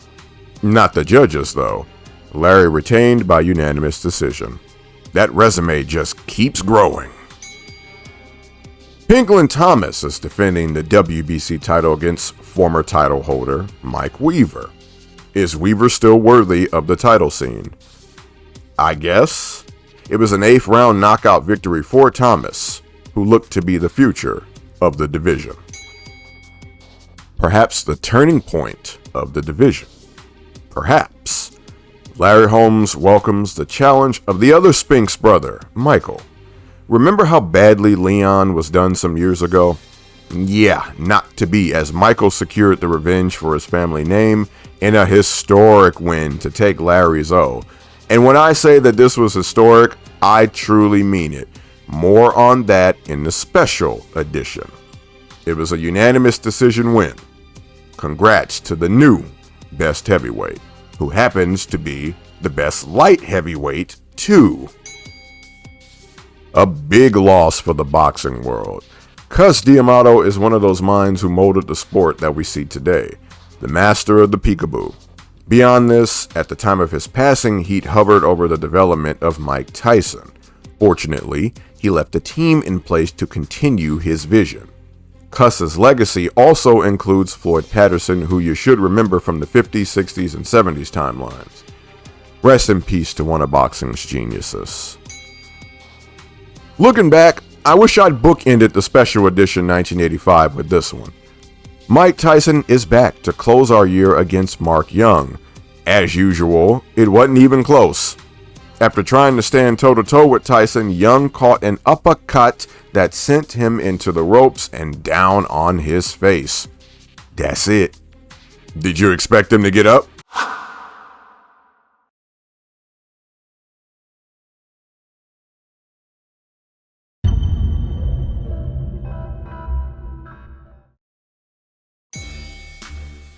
Jump-starting the HBO Heavyweight Unification World Series is Tony Tubbs and Tim Witherspoon.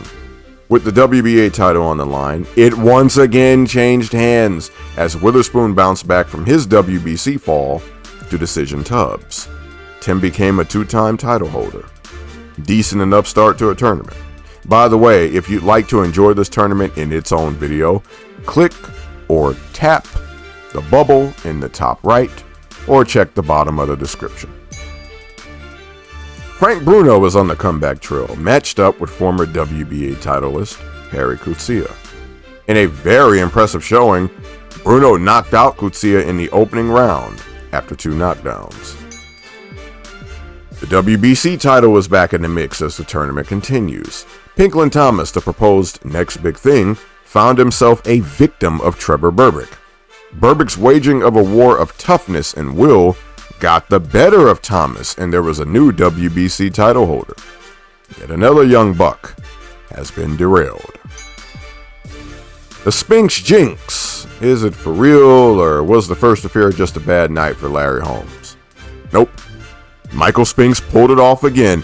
He took what worked the first time against Larry and honed it. It was a split decision win this time, and Larry's time at the top had reached a conclusive finish. Frank Bruno's effort to rebound his career has reached the opportunity of a lifetime. He's up against WBA titleist Tim Witherspoon, and if you're expecting another title change, you're to be disappointed. 11th round stoppage win for Tim. Uppercut and Marvis is hurt. That's really all you need to know about this one. The action was short and sweet. Mike Tyson got to his swift point and put Marvis Frazier away in 30 seconds. Tyson sure makes my job as a producer easy. 1 month later, it's Kid Dynamite again. Mike Tyson had caused a wave of excitement to overtake the division with his exciting knockout performances. Against the 6'5" Jose Ribalta, Tyson put on another good showing behind 3 knockdowns before the stoppage in the final round. That kid looks good. Cuss would be proud. Well, the opportunity of a lifetime has come for young Mike Tyson. Will Cuss's protege complete the dream? Yes, and quite emphatically. Tyson dominated Berbick, bouncing him off the canvas like a basketball. Berbick had the heart, but he was outclassed. Mike Tyson broke Floyd Patterson's record, becoming the new, youngest heavyweight champion. Yes, champion. I know what I said, sonny boy. Carry on. Last time around, Tim Witherspoon didn't seem too bothered by James Bone Crusher Smith. This time around, Witherspoon was destroyed, losing a tooth along the way. Well, there's a new WBA title holder. Again, the tournament marches on.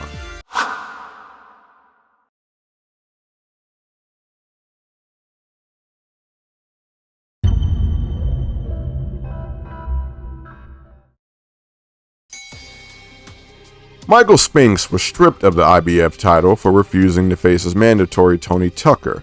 It's all about the Benjamins in the Hurt business. It'll be evident when you see Michael's big fight this year. Still, he's the lineal champion, and the winner of this tournament won't be the true champion unless they beat him. We got a unification affair, and it only took a year of tournament work. Mike Tyson and Bone Crusher Smith clashed in a rather boring fight. It was Smith's fault for all the hugging, and it was a unanimous decision win for the new unified champion, Iron Mike Tyson. Look who's back. It's been 10 years since George Foreman was reborn under the Lord and Savior Jesus Christ. Now he's ready to get back into the Hurt business, old man or not. He needs the money. Let's be real here. George stopped Steve Zowski in the 4th round, and the comeback was on. Zowski or Zewski? The vacant IBF title seeks a new holder. Tony Tucker, the mandatory challenger, and James Buster Douglas put on an exciting fight that culminated in Tucker securing the belt. Despite having the lead, Douglas was stopped in the 10th. Congrats to the new IBF champ. Thought we missed out on this one, but thankfully I was wrong.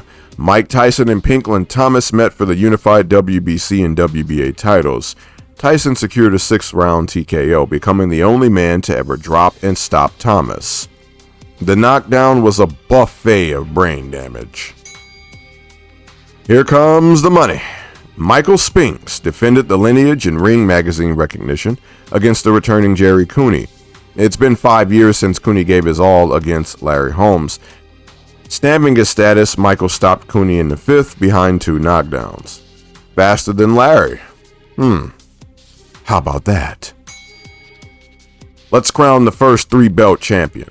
Mike Tyson and Tony Tucker put on a solid, tough brawl for 12 rounds.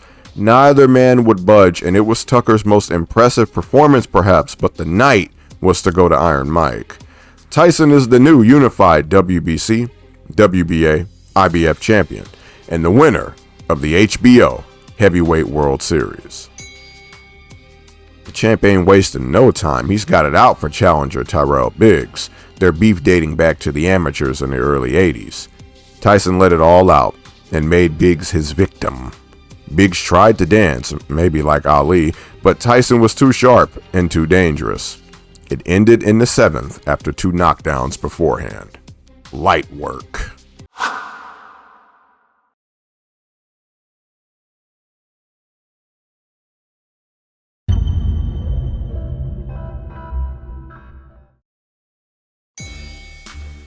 It's the 2 best heavyweights of the era, the ones I spoke of in the intro. Larry Holmes represented the first half of the 80s and Mike Tyson represented the latter half. Tyson became the only man to ever stop the Eastern Assassin via 4th-round TKO. Would it have been different if Larry were in his prime? You decide. Big George is back and looking better. Dwight Muhammad Qawi was more known for his lower weight class exploits, but against Foreman? Yeah, he didn't fare well. Fighters like Qawi were tailor-made for Foreman. Remember Joe Frazier. For 7 rounds, George had his way before Dwight quit. There's really only one fight left that makes sense for the title picture. This isn't it, but it's a tune-up. Mike Tyson welcomed the challenger Tony Tubbs. It was over in the 2nd round by knockout, of course in favor of Iron Mike. At last, let's bring the heavyweight crown together again for the first time in a decade. Mike Tyson and Michael Spinks are the last men standing, and after 91 seconds, it was only Tyson. Spinks was handled as if he were a bum off the street, and the new undisputed face of heavyweight boxing was Iron Mike Tyson. He looked invincible. Journeying to heavyweight is the best cruiserweight on the planet, Evander Holyfield. He unified that division. Now he wants to be undisputed heavyweight champion. He squared away James Tillis in 5 rounds to establish himself as the game's newest heavyweight. This Olympic game is a must. The reason? Lennox Lewis versus Riddick Bowe, a tale of the 1990s heavyweight scene before the fact. Before we get into that, Ray Mercer also won gold at heavyweight. More on him when we get to the 90s. Lewis and Bowe met in the finals to much controversy. Lewis overcame Bowe to score a TKO win for the gold medal. The ripples of this event would trickle into a bad blood feud that carried on over 30 years. More on these two when we get to the Silver Age.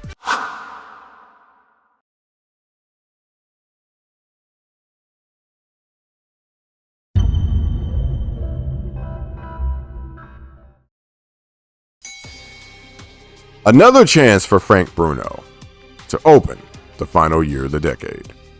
Unfortunately, he's up against the invincible Mike Tyson.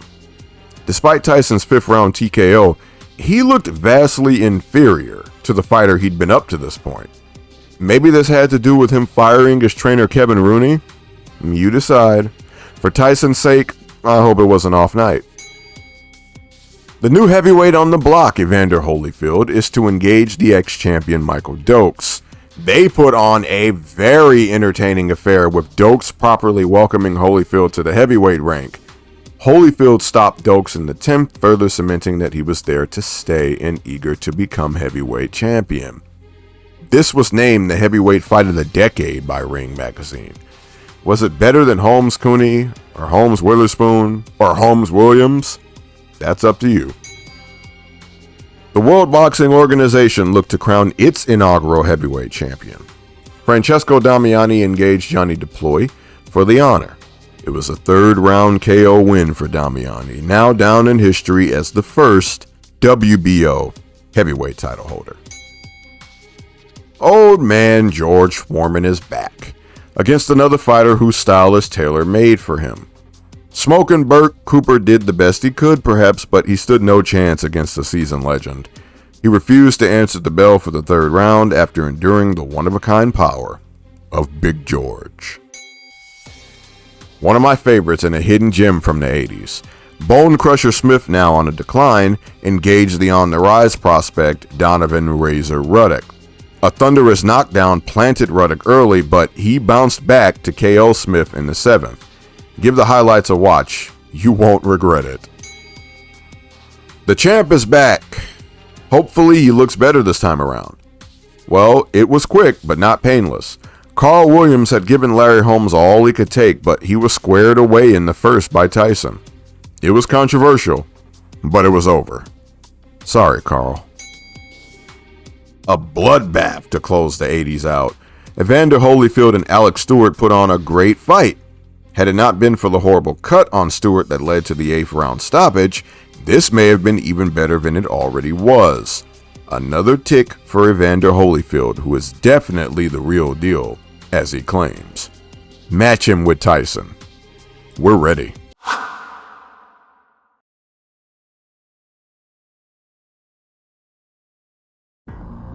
The lost generation comes to an end. Larry Holmes and Mike Tyson remain two of the all-time great heavyweights. As for which is better, I tend to favor Larry, but who do you prefer? Tyson helms the division heading into the 90s, and he's logically expected to continue his dominance. You don't want to miss the 90s, it's the Silver Age for a reason. But before that, for a more detailed, extensive look at the 1980s heavyweight division, become a member to enjoy the special edition 4.5-hour cut exclusively here on BoxingPedia. Want a sample? 1980 is available to watch for free. Click or tap the bubble in the top right corner or check the bottom of the description. Did you like this video? And do you want to save it for a rewatch? Press the like button. Also, a special message to all my subscribers and would-be subscribers. Ring the bell for my channel so that you get every notification. Some of you have been asking questions that were answered in my community posts. Don't ignore them. Support the channel. Ring the bell, be up to date, and may God bless you. This is the Charles Jackson, and thank you. How could heavyweight boxing ever hope to approach the excitement of the 70s after the fall off of the 80s? Well, first of all, the 80s wasn't necessarily a fall off, at least if you ask me. It was awesome in hindsight. You're about to see that the lost generation actually set up the Silver Age perfectly. We left off with Mike Tyson reigning over the division. Can he continue that? The odds say yes. You're in for a ringer here in the 90s. Lock in. Subscribe and ring the bell. This is the Silver Age of heavyweights that you won't see coming.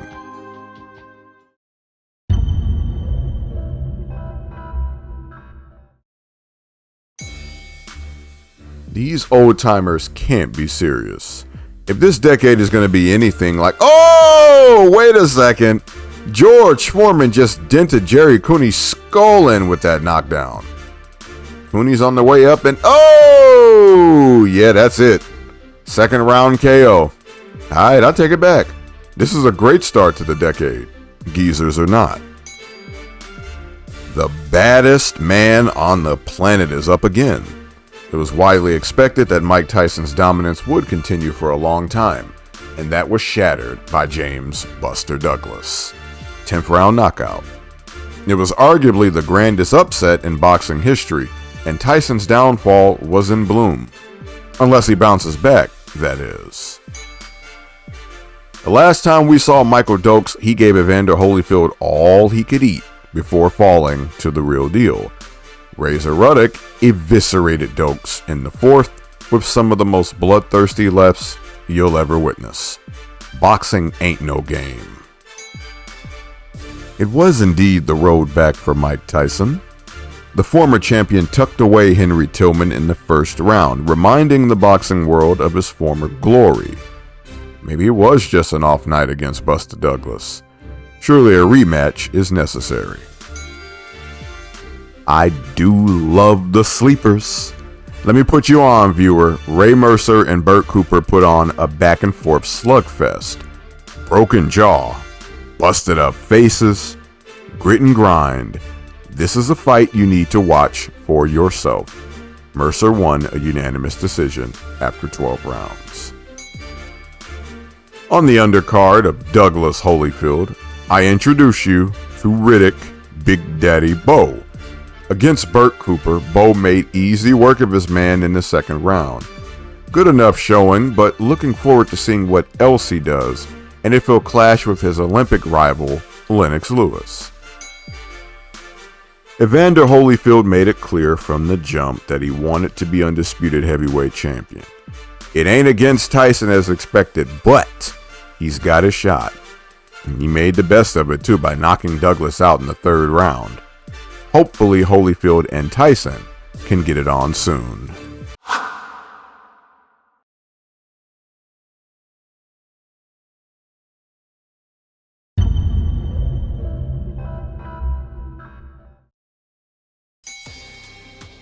The inaugural WBO title holder is up, and he's down. Despite getting the better of the action initially, Francesco Damiani was stopped in the ninth by a perfectly placed uppercut into his nose. Ray Mercer was the new WBO titleist. A battle of the top contenders. Let's see if Razor Ruddock is for real. Mike Tyson's return to the top met a solid test in the hard-hitting Ruddock, but a controversial stoppage in the seventh ensured a rematch. This means Tyson and Holyfield still won't be getting it on. Just yet. Old man George Foreman has the opportunity to fulfill his promise of becoming heavyweight champion again. If he wins, he'll be the oldest champion ever. Despite a decent showing, Foreman was unable to outdo the worthy champion, Evander Holyfield, and it was a 12-round unanimous decision. Good outing for both men, who are the real deal in their own respective rights. Time for that rematch. The first bout between Iron Mike and Razor Ruddock was a car crash, mostly for Ruddock, but this time around it was a demolition derby. Again, mostly at the behest of Ruddock. Tyson dropped Ruddock en route to a decision win. The beating Ruddock endured actually served to raise the public opinion of him. We'll see how that goes over. Despite representing Canada at the 1988 Olympics, Lennox Lewis had shifted to championing his home of England in the pros. We'll see how Frank Bruno feels about that down the line. Lewis knocked out Mike Weaver, an ex-champion, in the sixth. That's a nasty right hand this fellow has. Michael Moorer is one of the newer heavyweights, having ascended from the light heavyweight class. As with Evander Holyfield years earlier, Alex Stewart acted as a measuring stick. It was a slugfest, one you should watch in full for yourself. I almost don't want to spoil it for you, but this is a historical video. Moorer came out on top behind 3 knockdowns in a 4th round TKO win. Back to Riddick Bowe we go. Bruce Seldon, known as the Missile here on BoxingPedia, and for good reason, see the special edition, failed to pose any resistance against the rising star. It was a 1st round knockout. An entertaining one, nonetheless. Ray Mercer's moniker as Merciless looked to be at jeopardy. Tommy Morrison was peaceful, or at least that final round. Mike Tyson had to pull out of this would-be fight with Evander Holyfield, so Burt Cooper stepped in. Cooper, rather shockingly, was giving Holyfield the business here and there, and managed to even drop the champion. Evander rose and tucked Cooper away behind a series of unanswered uppercuts and an overall barrage that not many would have survived. 7th round TKO. Very entertaining.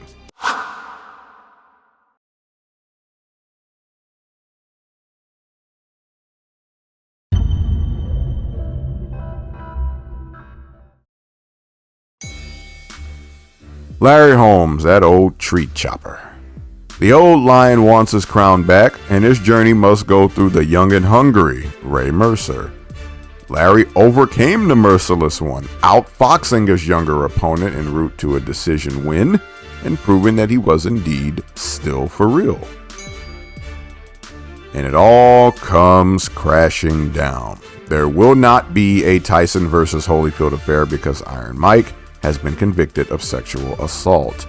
He was sentenced, and the heavyweight division, especially now, was as wide open as ever. Who would have won if Tyson and Holyfield got it on around this time? Let me hear you in the comments on this one. I don't know about you, but I always had an invincible image of George Foreman's mug in my mind. That was until I watched this fight between he and Alex Stewart. Stewart gave Foreman the worst beating of the old Lion's career, but the night still belonged to the ex-champion who won a majority decision. Foreman dropped Stewart en route to victory, of course. You know I got your hookup. Another sleeper's on deck. The vacant WBO title was contested between Michael Moorer and Bert Cooper in a slugfest. Both men absorbed beastly beatings and tasted the canvas, but it was Moorer who prevailed in the 5th. Watch this one for yourself. Awesome action and will from two warriors. Just think about a prime for prime bout between Evander Holyfield and Larry Holmes. Okay, now wake up, pay attention to this instead. Larry was unable to outfox Holyfield as he'd done Mercer, and it went down as a decision win for the champion. Still, Larry looked like he belonged. He isn't done just yet.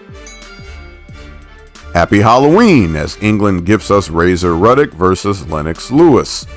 Ruddock's stock was high after the Mike Tyson duology, and it all came crashing down when he was dominated by Lewis in the 2nd round. Looks like there's a new contender on the block.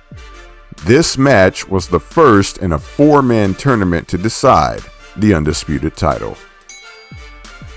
This match is the second in a 4-man tournament to decide the undisputed champion.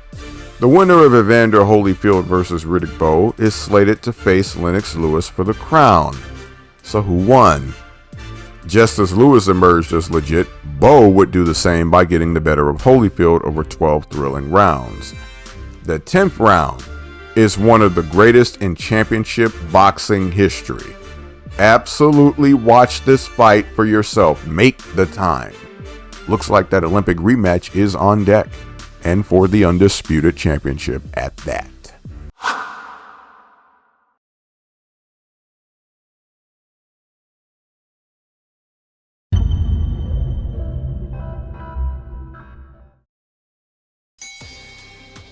How unfortunate.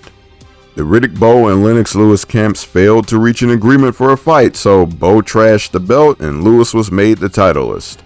This event still haunts the legacy of Bowe, and probably will forever. Who would have won had these two 6'5" monsters clashed around this specific time period?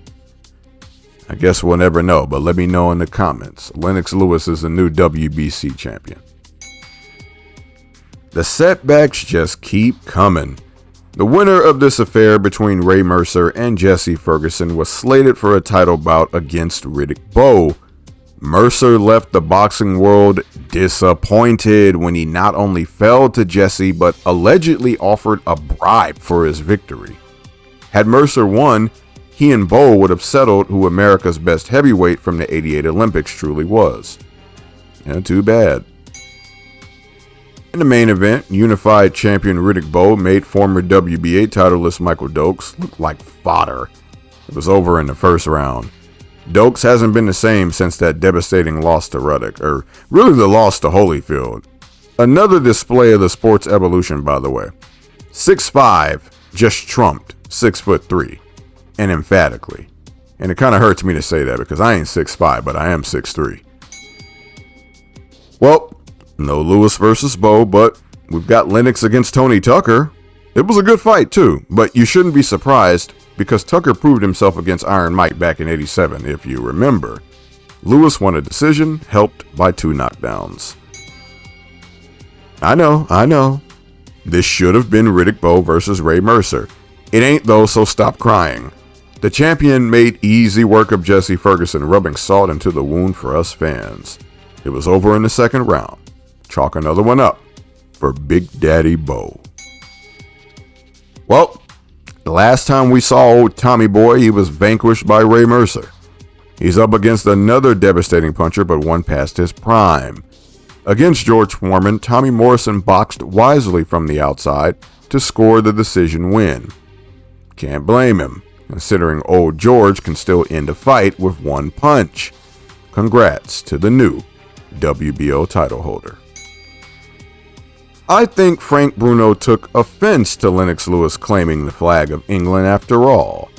When they clashed, Lewis found himself tested by the brute Bruno, but Lennox broke through in the 7th and bashed his man's skull in. With Bruno stopped on his feet, Lewis had a staple win under his belt. Good turnaround for Tommy Morrison, but wouldn't you know it, he's about to blow it again. Michael Bent wasn't expected to do much, but he did it all. Morrison was down 3 times for the TKO, and we have a new WBO champ. All this in the first round. If you thought we weren't going to do this thing again, you were delusional. Riddick Bowe and Evander Holyfield engaged in a rematch that lived up to the expectations. Though this time, there was outside interference from a man parachuting into the venue. More on that in a special edition. This time, Holyfield squeaked out a majority decision victory, and he was once again heavyweight champion.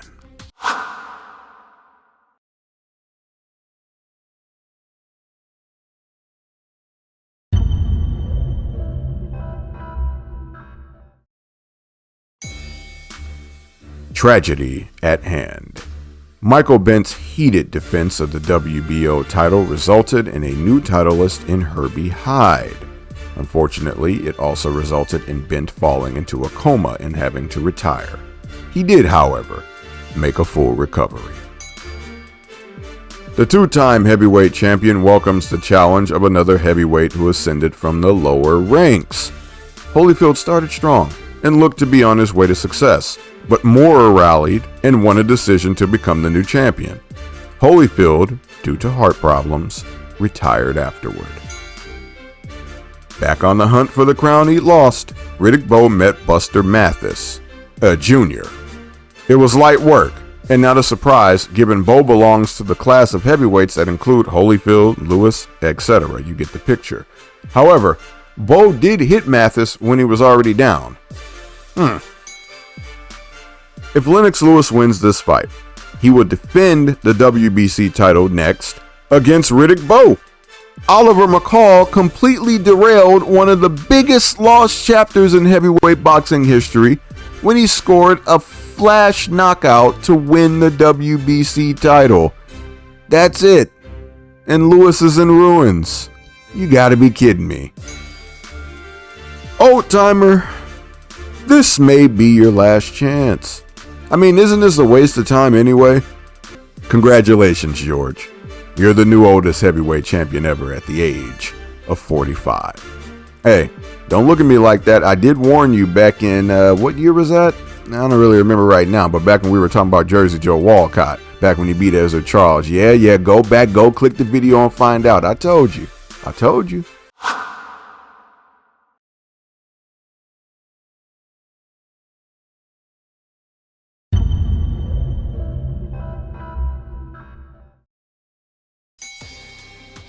The WBA stripped George Foreman of their title due to his refusal to fight mandatory Tony Tucker. It is what it is, but old George is still the heavyweight to beat. Don't get it twisted. In a great show of heart, title holder Herbie Hyde ran into the wall that was Riddick Bowe. Despite being shaken up himself, Bo dropped Hyde a plethora of times in a slugfest that concluded in the 6th. Congrats to the new WBO titleist, and go watch this fight for yourself. George Foreman's lost WBA title would be captured by Bruce Seldon in a 7th round stoppage win. Yep, and over Tony Tucker, the measuring stick. That's pretty defining. Hats off to the missile. Last chance, old man. Larry Holmes is up for the very title he held in his immaculate prime back in the 80s. Unfortunately for Larry, this wasn't to be a triumph akin to George Foreman. McCall didn't come to play and retained his title. You can't knock an old lion for trying. Back on the defense is the miracle champion George Foreman. Axel Scholes put on a good showing, going head-to-head with the champ. Some thought he did enough to win, but he didn't according to the judges. George Foreman retains, controversy or not. The return is at hand. Evander Holyfield is back and bold to take on Ray Mercer. Proving himself, Holyfield became the first man to drop Mercer en route to a unanimous decision win. Welcome back. The IBF title was vacated by George Foreman. He refused to rematch Axel Scholes and now holds only the lineage. That's high mark still. He's still the man to beat. A bit of do or die for both of these former big-time challengers. Razor Ruddock fell off after being destroyed by Lennox Lewis, and Tommy Morrison has been deadly inconsistent. The two both brought the action. Morrison was down in the 1st and in trouble up until he countered with a knockdown of his own in the 6th. From here, he swarmed Ruddock over and over until the stoppage on his feet. That's a good win for the Duke. Another huge return on deck. We haven't seen Mike Tyson since 1991. Will he shake up the division, or has he lost his bite? His bite appeared all there against Peter McNeely. The action was over in the 1st round after 2 knockdowns, of course executed by Iron Mike. Oliver McCall has done well to prove he isn't a one-off title holder. Frank Bruno has chased the crown since the 80s and fallen short. That ends today as Bruno took the title off of McCall by decision. Got a little scary in the end, but Bruno pulled it off. Lennox Lewis and Tommy Morrison were supposed to meet earlier than this, but better late than never. In this clash, despite his amazing showing against Razor Ruddock, Morrison was outclassed by Lennox. There were 4 knockdowns before the stoppage in the 6th. Lewis has rebounded well so far, but where does Tommy go from here? If you really thought we weren't going to do this thing again, I don't know what to tell you.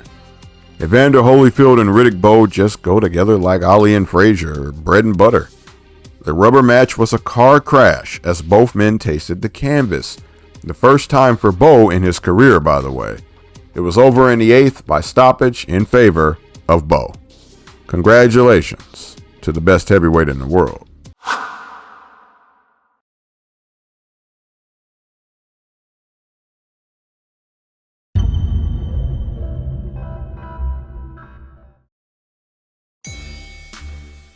Last time around, and I mean back in 1989, Frank Bruno made Mike Tyson look partially human before Tyson stopped him. This time, the new Iron Mike stopped Bruno in the 3rd round in a stellar showing. Tyson is the new WBC titleist and will look to reunify the division again. In one of the best battles and tests of will against 2 beasts, Lennox Lewis and Ray Mercer went to war. It was the grandest test yet for Lewis as he survived the arguable best version of Mercer. In fact, he didn't just survive, he got the nod. To this day, many debate who actually won this fight. Tell me in the comments, who did you favor? And if you've never watched this fight, go watch it in full. Looks like Lennox Lewis may be ready to contest Riddick Bowe for that best heavyweight in the world title. We're so close. Before we can have Riddick Bowe versus Lennox Lewis and decide who the best heavyweight in the world truly is, Bowe has to defeat Andrew Golota. He did, but it's complicated. Galata got the best of Bo, but he couldn't stop fouling. After one too many low blows, the action was called. A rematch, of course, is on deck. And Bo better bring it. We can't lose out on Lewis versus Bo. Come on. We haven't touched on the Olympics since '88, but this one begs for attention. As super heavyweight Vladimir Klitschko of Ukraine captured gold. What's so special about him? Well, Dr. Steelhammer would go on to... I'll tell you later. Unification. Kinda. Bruce Seldon and Mike Tyson met in a farce, depending on who you ask. Tyson got the win in the first round to claim the WBA title, but it looked like Seldon didn't really get hit. Whatever the case, Tyson now holds 2 of the belts. Tell me what you think of this one in the comments. Did Seldon take a dive? This bout's pathing included Francois Botha beating Axel Scholz for the vacant title, but having his win reversed due to a failed steroid test. Botha received the opportunity again, but fell to ex-champion Michael Moorer. There were 2 knockdowns en route to the stoppage in the 12th. Finally, a lost chapter cometh. Mike Tyson and Evander Holyfield met to contest the WBA title, and in a shocker, the seemingly washed Holyfield stopped Tyson on his feet in the 11th. There was a knockdown and some controversy around headbutting, but more on that in the special edition. Evander Holyfield is the new WBA titleist. Put up or shut up, Riddick Bowe. Is Andrew Galata this man's kryptonite, or is Bowe just washed? Riddick looked better this time, dropping Galata, but the fight devolved into a darker mirror of the first, with Bowe going down himself and enduring perhaps the worst beating of his career. Again, Galata couldn't put Bowe away, and he fouled low, leading to Bowe winning by DQ again. Bowe walked away from boxing the next year, and the fight with Lennox Lewis was lost to time. You gotta be kidding me.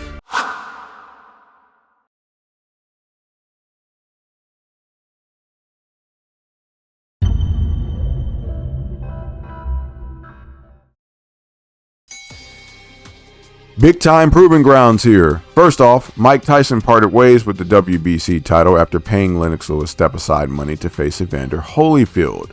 Lewis, in a rematch against his conqueror Oliver McCall for the WBC title, avenged his legacy. McCall had a breakdown and refused to fight, but a win is a win. An unexpected sleeper cometh. David Tua and Ike Ibeabuchi put on a CompuBox record-shattering performance in which they swung for the fences for 12 rounds. No heavyweights before had thrown as many punches in a match. It was action-packed all the way through. Oh, and Ibeabuchi won. Give it a watch. That was quite the upset last time, but can Evander Holyfield pickle Iron Mike Tyson again? Not to be. But not in the way you think. Holyfield looked to be on his way to doing so again, but Iron Mike felt he was being cheated via fouling and elected to bite Holyfield. Twice he was disqualified, and Holyfield had retained the WBA title. Andrew Galata had sent Riddick Bowe packing into retirement in embarrassing fashion, so Bowe and Lennox Lewis never got it on. Triangle theory is up to the plate, kinda. Lewis absolutely stunned and eviscerated Galata in the opening round behind 2 knockdowns. Lennox Lewis looks like a whole new beast now, and maybe it's good he and Bowe didn't collide. For Bowe's sake, I mean. Let's finally unify some of the titles. Evander Holyfield would continue his excellence against the odds of aging against conqueror Michael Moorer. This time, Evander managed to enforce his will on Moorer with multiple knockdowns. The fight was stopped before the 9th could begin by the ringside doctor, and for the better, the real deal has added the IBF title to his wall. The ripe, old, big George Foreman. His age had shown in previous bouts, but he appeared to have enough in the tank for this one against the rising young lion Shannon Briggs. Despite this, Briggs received the nod, and was the new lineal champion. The great George Foreman called it a career afterward. May the legend rest in peace. We lost him earlier this year.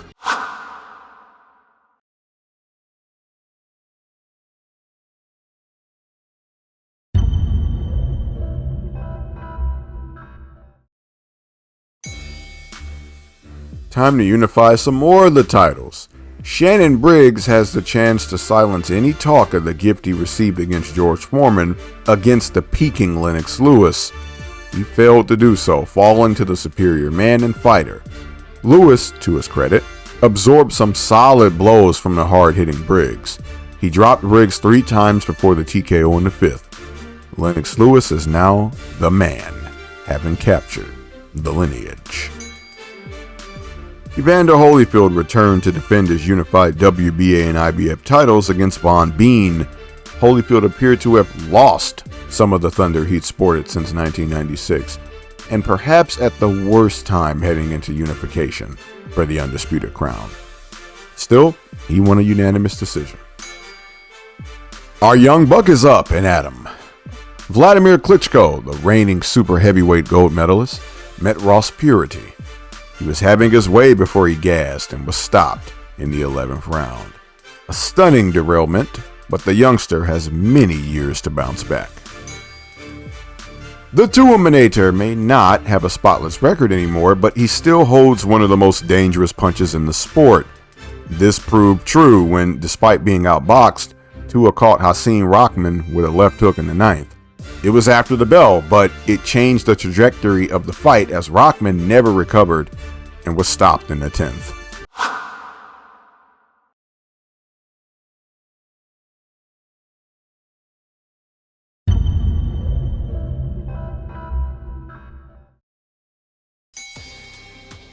We haven't seen this troubled soul since he bit Evander Holyfield and was suspended. Mike Tyson, to the tune of DMX, engaged Francois Botha in a good enough showing. Tyson ended Botha in the 5th after struggling in the first 4 rounds. Can you feel it? For the first time since 1992, the crown is coming together again. Lennox Lewis, in the eyes of many, got the better of Evander Holyfield over 12 rounds, but the judges called the fight a draw and the titles remained splintered. Book the rematch. We need an undisputed champion before the millennium shifts. You ready? Ike Ibeabuchi is always going to give you a show. Against Chris Bird, there was no exception.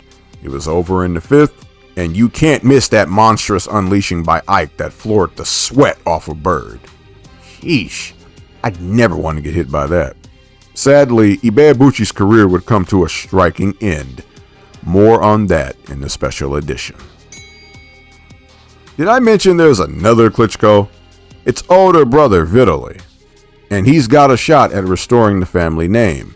He did just that by snatching the WBO title from Herbie Hyde. There were 2 knockdowns, and it was over in the 2nd. I'm gonna cut to the chase with this one. Let's clear the picture so the viewer can see. Come on. Yeah. Did you see it? Yep. Oleg Maskav just floored Hasim Rahman out of the ring for the victory in the 8th round. Rahman's career wouldn't really recover until the new millennium. Okay, no games. Let's crown a new undisputed heavyweight champion. Once again, Lennox Lewis got the better of Evander Holyfield. However, Evander did do better this time, and there are some who believe he did enough to win. What do you think? Either way, Lennox Lewis is the undisputed champion, and the division is in one piece again, at last.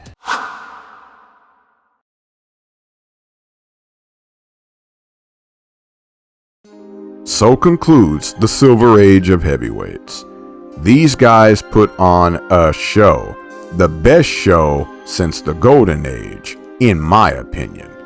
Did you expect so many more names to join Mike Tyson in fame, especially considering Tyson's dominance in the 80s? I don't think many did. Lennox Lewis, Evander Holyfield, Riddick Bowe, Ray Mercer, Michael Moore, the list goes on. Even old-timers like George Foreman and Larry Holmes. The roster was stacked in the 90s. For a more detailed, extensive look at the 1990s heavyweight division, become a member to enjoy the special 4-hour cut exclusively here on BoxingPedia. You want a sample? 1990 is available to watch for free. Click or tap the bubble in the top right corner or check the bottom of the description. Did you like this video and do you want to save it for a rewatch? Press the like button. Also, a special message to all my subscribers and would-be subscribers. Ring the bell for my channel so that you get every notification. Some of you have been asking questions that were answered in my community posts. Ring the bell, be up to date, and may God bless you. This is the Charles Jackson, and thank you. Well, what a high the previous century was. The transition of the 50s, the coloring of the 60s, the gold of the 70s, the underrated 80s, and the silver of the 90s. Where do we go from here? Take your bets and maintain an open mind as we dive into the dark age. Stop worrying, you're gonna enjoy this. I promised to tell you more about Vladimir Klitschko back in the 96 Olympics. Oh, and don't forget that Lennox Lewis just unified the division. Let's dive in. Subscribe and ring the bell. This is the Dark Age.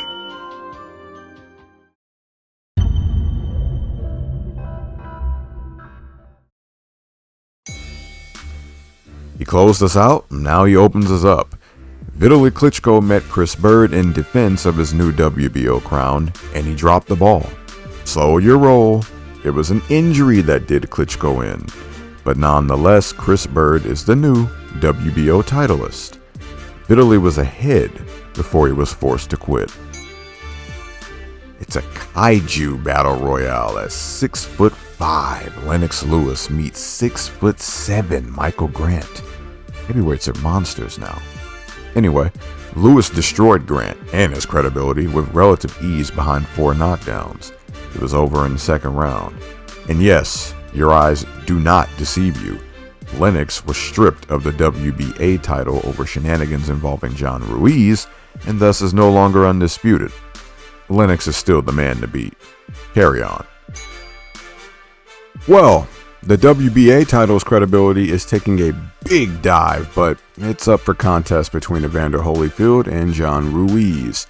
In this affair, John Ruiz fell to the fading Evander Holyfield, making the real deal a 4-time champ. Congrats, I guess. Little brother Vladimir Klitschko stepped up to the plate against Chris Bird. Vlad avenged his big brother Vitaly by snatching the WBA title away. It was a decision win behind 2 knockdowns and a statement by Klitschko as his rebound roared on. Mama, there goes that man. That angry, angry man. Mike Tyson met the similarly controversial Andrew Golota, and it was interesting. Tyson brutalized Golota, forcing the big man to quit before the 3rd round could even begin. Golota was also down in the 1st.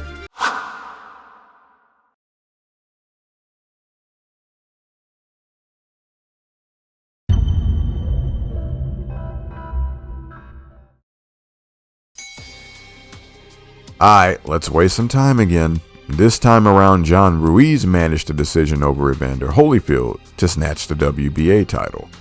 Holyfield was down in the 11th round. Congrats to John Ruiz, I guess. On to the next. It's been a while since these two had the opportunity to show out on HBO's Night of the Young Heavyweights. David Tua fell short in his shot at the heavyweight crown last year. More on that in the special edition. Against Danielle Nicholson, he lightly struggled before scoring a knockdown in the 5th and the knockout in the 6th. Back in 1999, Derek Jefferson scored a knockout of annihilation. Seriously, go watch it for yourself. He's got a shot at the WBA title holder Vladimir Klitschko, and he didn't stand a chance. Dr. Steelhammer stopped his challenger in 2 rounds. Business is business. Should be routine as usual for the best heavyweight in the world, Lennox Lewis. Except that it wasn't. Hasim Rahman finally recovered in full from that David Tua mess back in 1999. You don't believe me? He knocked out Lennox Lewis in the 5th round, and there was a new man to beat in the heavyweight division. Both Mike Tyson and Brian Nielsen have been on a roll since 1999. When they clashed, Tyson showed the class difference between the two. Nielsen was down in the 3rd and didn't answer the bell for the 7th round. Good win for the aging Iron Mike. Well, second verse, same as the first. Not to be. Lennox Lewis came for blood and his titles, securing his legacy with a picture-perfect knockout of Hasim Rahman in the 4th round. Rahman's 15 minutes of fame were over, and Lennox returned to the top of the mountain. Sheesh, can these two just let it go? We often talk about trilogies in a positive manner here on BoxingPedia, but then you run into one like this. Anyway, Evander Holyfield got it in gear for this one and looked to be on his way to becoming a 5-time titleist, but it wasn't to be, as John Ruiz retained via a draw. At least it's all over now. Both of you can fight some other guys.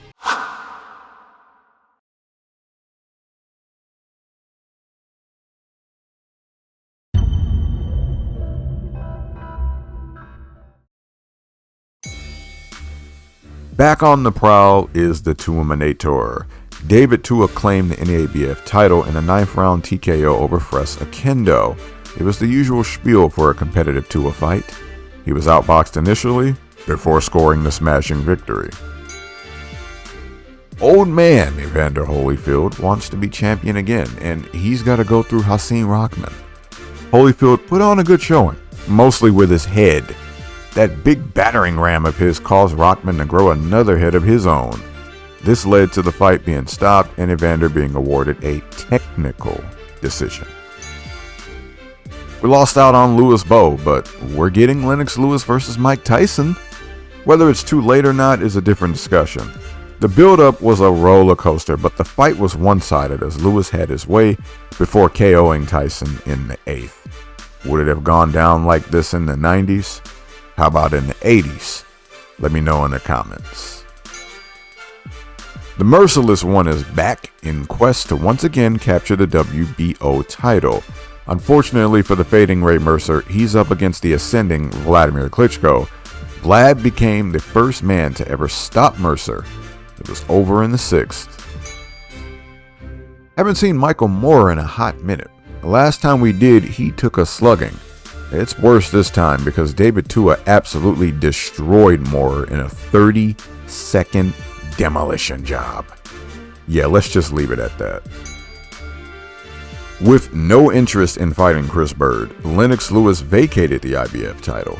How do you feel about this, viewer? Is it a duck? Or is the Lewis camp justified because Bird isn't worthy? Regardless, Lennox is still the man to beat. So, about that vacated title. Evander Holyfield has the chance once again to become a 5-time champ. He failed to do so, as Chris Bird was too fast and slick, claiming the title in a unanimous decision. Does Holyfield have anything left in the tank at the age of 40?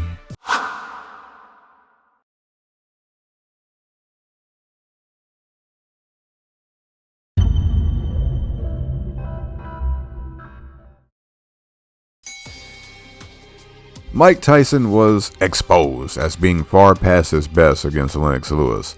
Against Clifford Etienne, he did bounce back in victory, and quite emphatically. First round knockout, and with a broken back at that. Way to go, Iron Mike. Your eyes do not deceive you. The Phenom Roy Jones Jr. stepped up to the heavyweight ranks in effort to capture a title. He did just that by decisioning John Ruiz and capturing the WBA title. That's a bad look for Ruiz. Then again, Captain Hook is one of the greatest athletes to ever put on a pair of gloves. So, you decide, viewer. 2 rounds is all it took in this WBO title bout. Shockingly, those 2 rounds were the devastation of title holder Vladimir Klitschko. Corey Sanders got him out of there and took the belt. What an upset. Ready for what may be the best fight of the decade? Lennox Lewis welcomed the challenge of Vitaly Klitschko, and it was quite the challenge. Why am I pronouncing Vitaly's name differently now? I'll explain it in a special edition. Klitschko brought the action to the less than impressive champion, but in true form, Lewis pulled it together and struck back.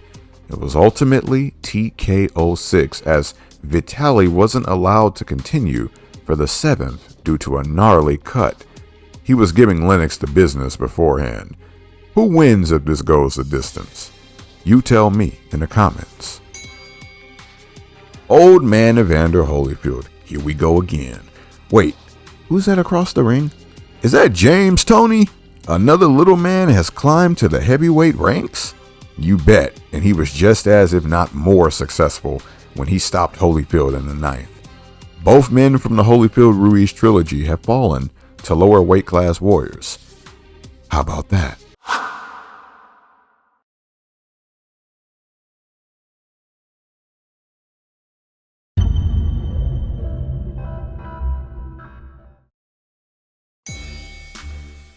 Well, he's gone.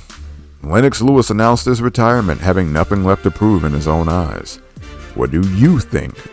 Why did Lennox wait so long? Did Vitaly Klitschko have his number? I leave that to you. The Lion beat every man he faced and retired as one of the all-time greats. Thanks for the memories, champ. But I can't thank you in good faith for ensuring all the titles were splintered. Here we go again. Dr. Steelhammer wants his title back, but Layman Brewster has other plans. That's right, Vladimir Klitschko was shocked again in an equally embarrassing fashion, all over in the 5th round. This was more than a physical blow, but a mental one as well. Let's see if he can bounce back. John Ruiz regained the WBA title when Roy Jones Jr. ventured back down in weight. Ruiz TKO'd Fresakendo in the 11th round to send his reign off in a positive light. Good work. On to the next. Big Brother didn't like what happened last year to his little bro. Vitaly Klitschko endured some of the same blows that his brother fell to capture the Ring magazine recognition and WBC title by an 8th round stoppage. By consensus, Vitaly is the best heavyweight in the world right now. Mike Tyson looked to continue his momentum against Danny Williams. He appeared to be doing so early, but was ultimately knocked out in the 4th. Whoa, what a turnaround. Where does old man Tyson go from here? Danny Williams upset Mike Tyson. Danny Williams stood no chance against Vitaly Klitschko. Dr. Iron Fist dropped his man 4 times, the last yielding the stoppage. Yep, Vitaly is the best heavyweight in the world. Guess we had our eyes on the wrong Klitschko all this time.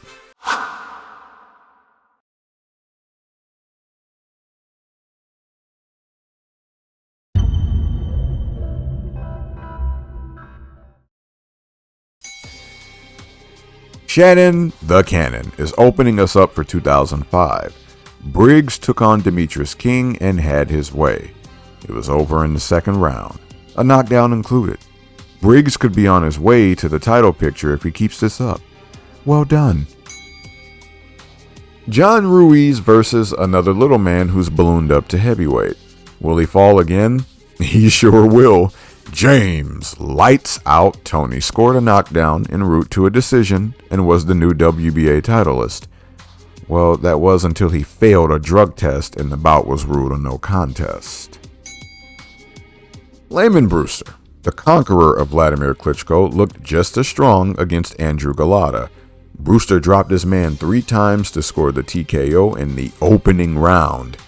It was Louis Galata all over again for familiar fans. The final bell for Iron Mike, and he didn't even go out too pleasantly. Kevin McBride took advantage against a Mike Tyson whose heart clearly wasn't in the game anymore. He wore the old lion down and Tyson quit on his stool, despite being ahead on the cards. He announced his retirement after. Thanks for the memories, champ. Two 90s warriors clashing a decade later. The younger Shannon Briggs ultimately knocked Ray Mercer out in the 7th round. Maybe Mercer's tank is empty because the old merciless one would not have gone out like this. Congrats to the Cannon. Let's test that chin, Vlad. The younger Klitschko encountered the monstrous punching Samuel Peter in a true test. Despite being flattened 3 times, Dr. Steelhammer managed a decision win, proving his heart and ability to endure adversity. The new Emmanuel Stewart version of Vladimir Klitschko looks more legit each time out. Just as Vitaly Klitschko had emerged as the best heavyweight in the world, he's leaving the game. A torn ACL and its recovery process convinced Dr. Iron Fist to hang up the gloves and vacate his titles. Well, there it went. Maybe Vlad will step up and fulfill his destiny. John Ruiz has to go down as the most compelling title holder the WBA has ever had. That belt just finds its way back to him, even if it shouldn't. He's up against a giant of a man, Nikolai Valuev, who lifted the title from Ruiz with a majority decision win. Man, hot potato.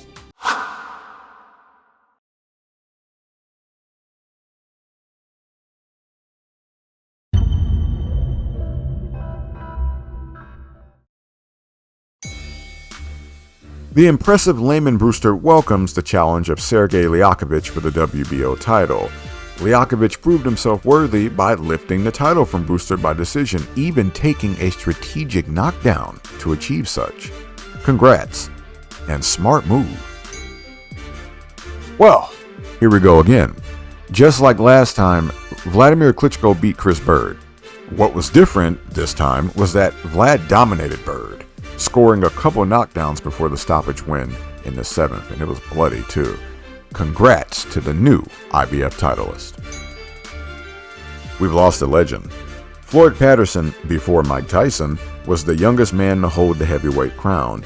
He also belongs to the rich lineage of heavyweight champions. Patterson's career in historical context acts as a bridge between the black and white era through the up and down 60s and all the way to the golden age. Thanks for the memories, champ, and rest in peace. Hasim Rahman captured the WBC title in the aftermath of Vitaly Klitschko's retirement. He once again met Oleg Maskev and was once again beaten.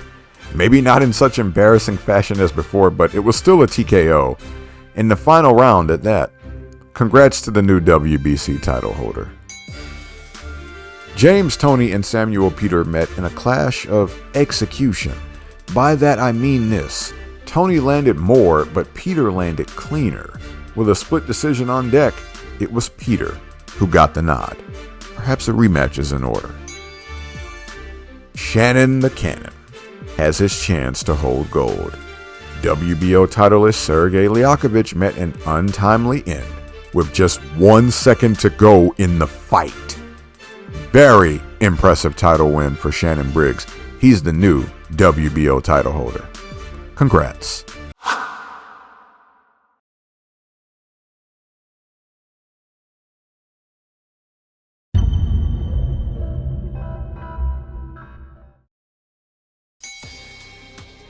Well, we got that rematch.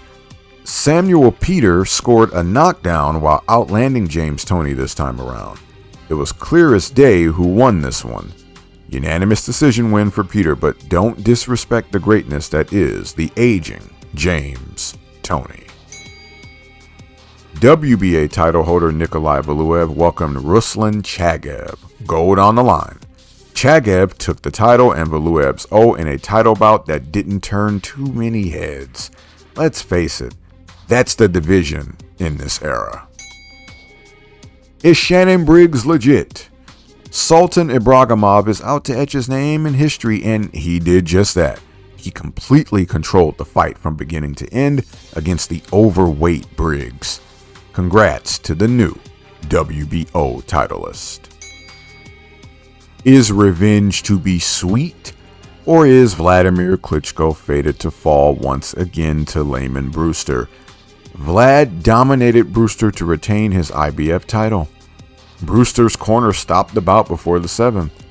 Yeah, Vlad looks like the best heavyweight in the world now. Still, we'll keep watching.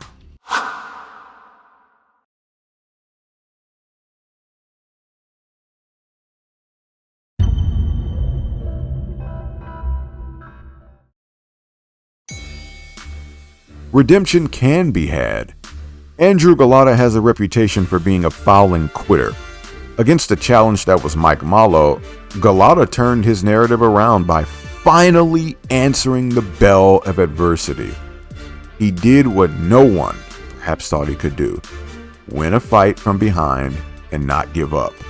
Way to go. Unification at last! So close to this being Vladimir Klitschko versus Shannon Briggs, but not to be. Klitschko recaptured the WBO title by decisioning Sultan Ibragimov, and the heavyweight crown was closer to being won again. Congrats. The blazing and dominant power of Samuel Peter clashed with the impressive Oleg Maskev. It was the Nigerian Nightmare's night as he captured the WBC title by 6-round stoppage. Who next? The gold winners of 2008 are not why we're here. These Olympic boxing games are famous in the context of this documentary for featuring Deontay Wilder, Alexander Usyk, and Zhilei Zhang. These three warriors will be prominent in the next decade and in the 2020s. So don't sleep. Look who's back! Samuel Peter claimed to be an unstoppable vicious champion and asked, who next? It looks like he summoned Vitaly Klitschko out of retirement with that call, and the former champ took his title back that he never lost. It was over before the ninth could begin, as Peter did not answer the bell. Congrats to Dr. Iron Fist. The bronze medalist at heavyweight joins the pros here, and in impressive fashion, Ethan Cox became the first pro to taste the power of the bronze bomber in a second-round knockout. Off we go. Also debuting is a man tied to Deontay Wilder. You'll see why later. Tyson Fury was impressive in his debut, securing the win by TKO in the first round.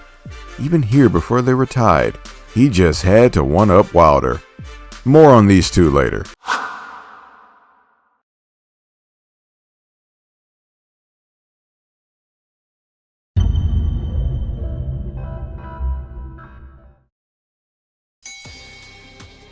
Let's open with a boom, something Deontay Wilder is to become known for. Shannon Gray was baptized by the power of Wilder in 2 knockdowns, the second yielding the KO. This all happened in the opening round. Vitaly Klitschko looks not to have lost a step in his fight game. Juan Carlos Gomez did well enough to mark the champ, but he was otherwise handled.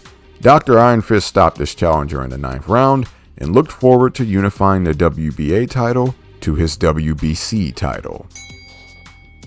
48 seconds of ease for the young Tyson Fury. Matthew Ellis stood toe-to-toe, but he could not go blow for blow. Fury knocked his man out and continued forward in his quest for greatness. Another unification affair, but unfortunately not including the WBA title. Vladimir Klitschko took a huge step here by dominating Ruslan Chagaev, staking his claim to the lineage and Ring Magazine recognition retroactively. He's done it. Dr. Steelhammer is finally and definitively the best heavyweight in the world. What a turnaround. Congrats, champ. Been a while since we had someone come up to the heavyweight ranks. Let's see how David Haye fares against the giant Nikolai Valuev. With the WBA title on the line, David conquered Goliath by majority decision and firmly established himself as a heavyweight. He wants Vladimir Klitschko, and we want to see it, but we'll have to wait for the 2010s, unfortunately. See you there.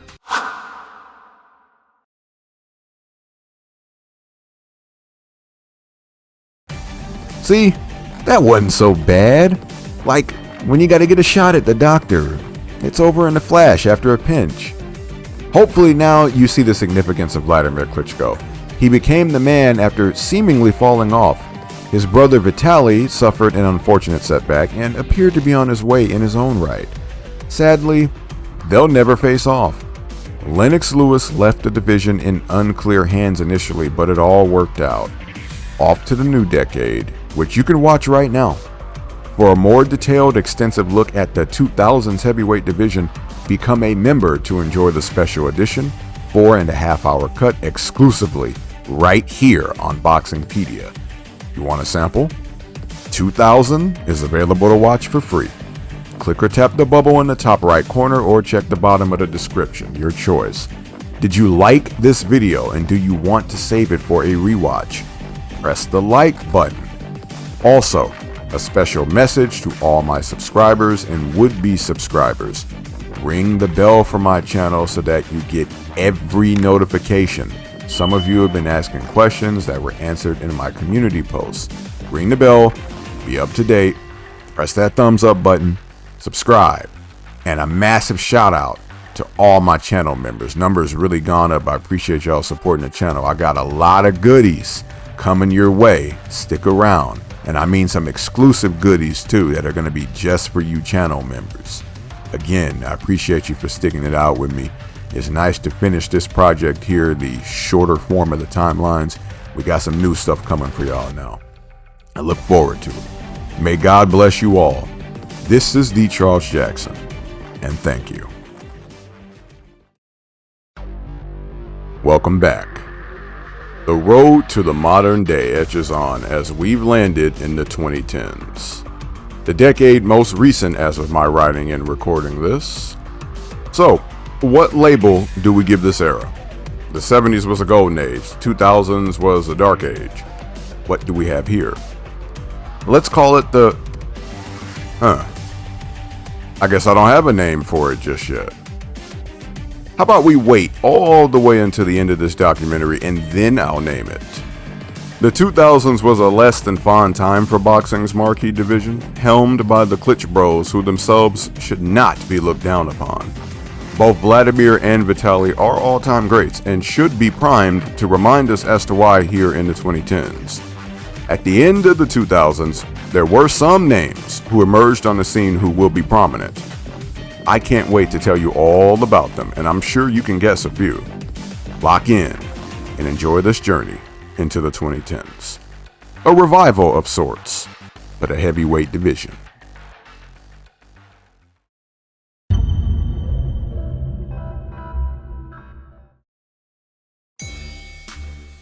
It's been 9 months since Vladimir Klitschko fulfilled his destiny and became the face of the heavyweight division.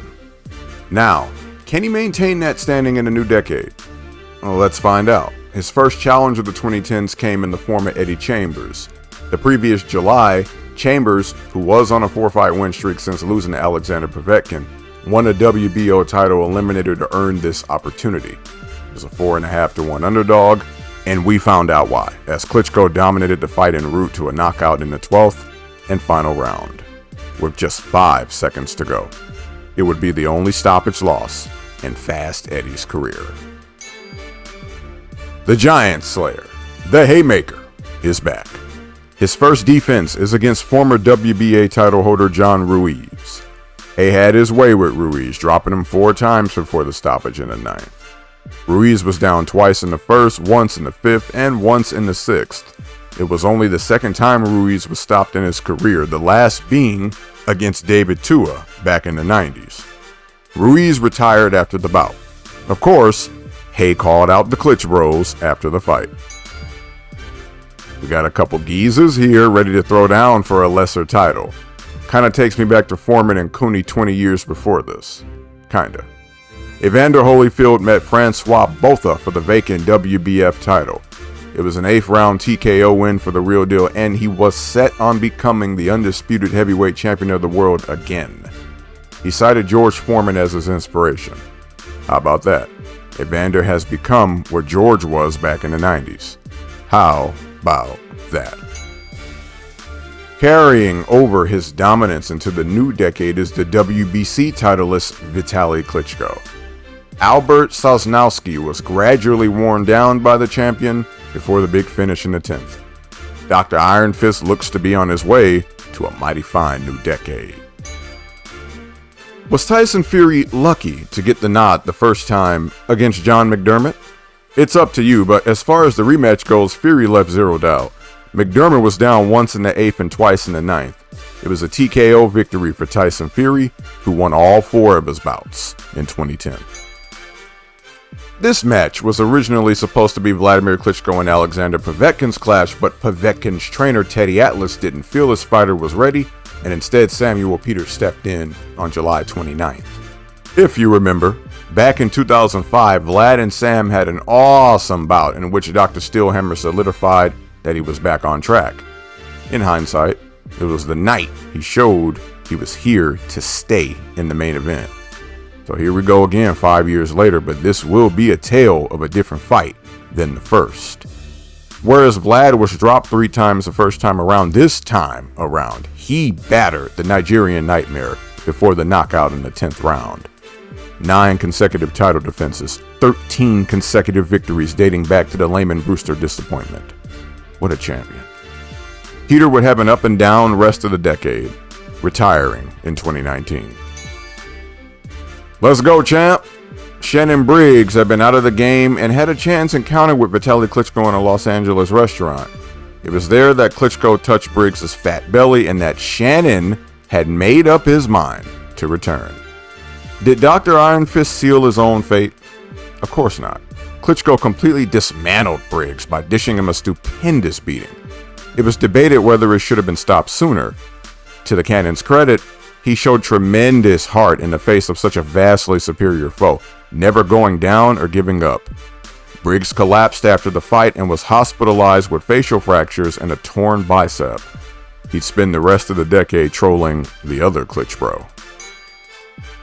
David Haye made his second title defense in an impressive showing against Audley Harrison, in which, get this, the challenger only landed 1 punch, maybe 2 depending on who you ask. Haye dropped this man in the 3rd, he answered, and Haye launched an unanswered barrage that forced a TKO stoppage. Aight, we need Haye and Klitschko now. Either one, maybe both. In his 6th and final fight of the year, Deontay Wilder scored as many knockouts as he finished Dan Sheehan in the 1st round. Wilder has stopped every man he's faced, and I get the feeling that this pattern will continue.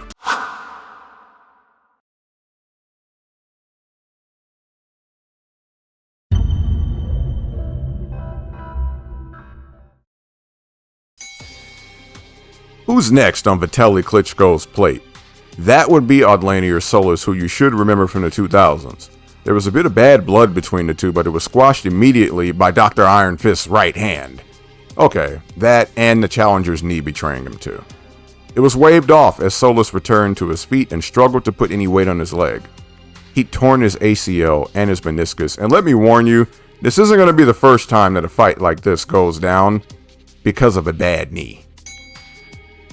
On May 1st, special day for another reason, the boxing world lost Henry Cooper. He was a hero in the UK and should be remembered for championing England in the 50s and 60s, specifically when he dropped Muhammad Ali, then Cassius Clay, with a hammer of a left hook. You can enjoy Cooper's career in my past timelines. Rest in peace, sir.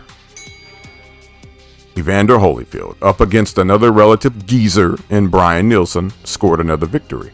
Despite some trouble in the 8th, the real deal bounced back to TKO Nielsen in the 10th. He said after that he was still gunning to be the heavyweight champion again. This wound up being his final bout, and he would officially announce his retirement over 3 years later on June 26, 2014. Thanks for everything, Evander.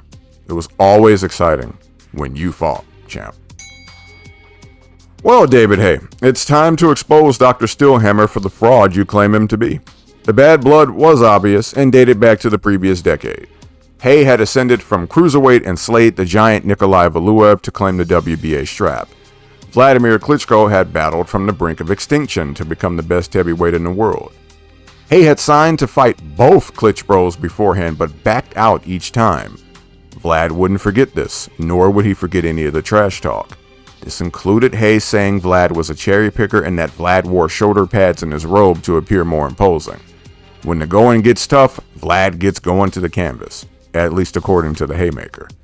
Coming into this bout, David Haye sparred with 6'8" David Price in preparation to conquer another giant.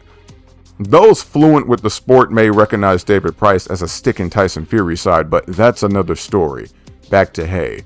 He was the number 2 contender. Who was number 1? Vitaly Klitschko, of course, but we know the brothers will never fight. They promised their mom, after all. Dr. Steelhammer came into the fight seeking his 50th knockout, but he'd have to settle for a unanimous decision win. Despite Hay's taunt regarding Vlad hitting the canvas, it was actually Hay himself who went down, though they were ruled slips or pushes. Vlad did well to remain composed when Hay did land, and overall controlled the action as Hay remained cautious. Hay opened up a bit more in the final round, but too little too late. Vladimir Klitschko remains the best heavyweight in the world. And with this win, did Vlad also become the WBA Super Champion. It's the big brawl to settle it all. Well, at least for the UK. Tyson Fury seeks to snatch the Commonwealth and British heavyweight titles from Derek Chisora. Both men are undefeated at 14-0. Outside of an exciting rush in the second round in favor of Chisora, Fury outboxed his man to secure the titles and establish himself as the new face of Britain's heavyweight aspirations. Dr. Steelhammer's victory over David Hay upgraded him to the WBA Super Champion. Thus, Ruslan Chagaev and Alexander Povetkin are up to crown a regular champion. My goodness, how pointless. Anyway, Povetkin scored a decision win to claim the honor, if you can call it that. The WBA isn't helping its credibility, but it is what it is. WBC champion Vitaly Klitschko is defending his title in the challenger's backyard. Tomasz Adamek struggled to get anything going against Dr. Iron Fist, and it was another dominant one-sided showing for the champion. The stoppage came in the 10th and probably could have come sooner. Now 40 years old, Klitschko was expected to hang up the gloves soon. A devastating loss came with the passing of Smokin' Joe Frazier. If you've watched this far chronologically in my series, you're already familiar with the greatness of this warrior. Perhaps the best left hook in the history of the sport and a true man's man competing in a world of relative giants that included Muhammad Ali and George Foreman. If you need to familiarize yourself with Joe Frazier, check out my 60s and 70s timelines. Rest in peace, sir. Canadian heavyweight champ Nevin Pajkic stands in the way of Britain's Tyson Fury. In round 2, Pajkic proved not to be ignored when he dropped the Gypsy King. Fury answered, and Pajkic remained aggressive up until Tyson turned it around in the 3rd and returned the favor with a knockdown. And another, and Pajkic answered both, but met his end at an arguably early stoppage when Fury appeared to be on his way to dropping him for a 3rd time. Very exciting fight. Afterward, Fury would vacate his titles as opposed to fighting mandatory David Price. 6 more fights for Deontay Wilder's resume conclude with this first round knockout of David Long. Wilder worked behind his jab almost exclusively, and when he finally did release his right hand, it ended the night. Carry on.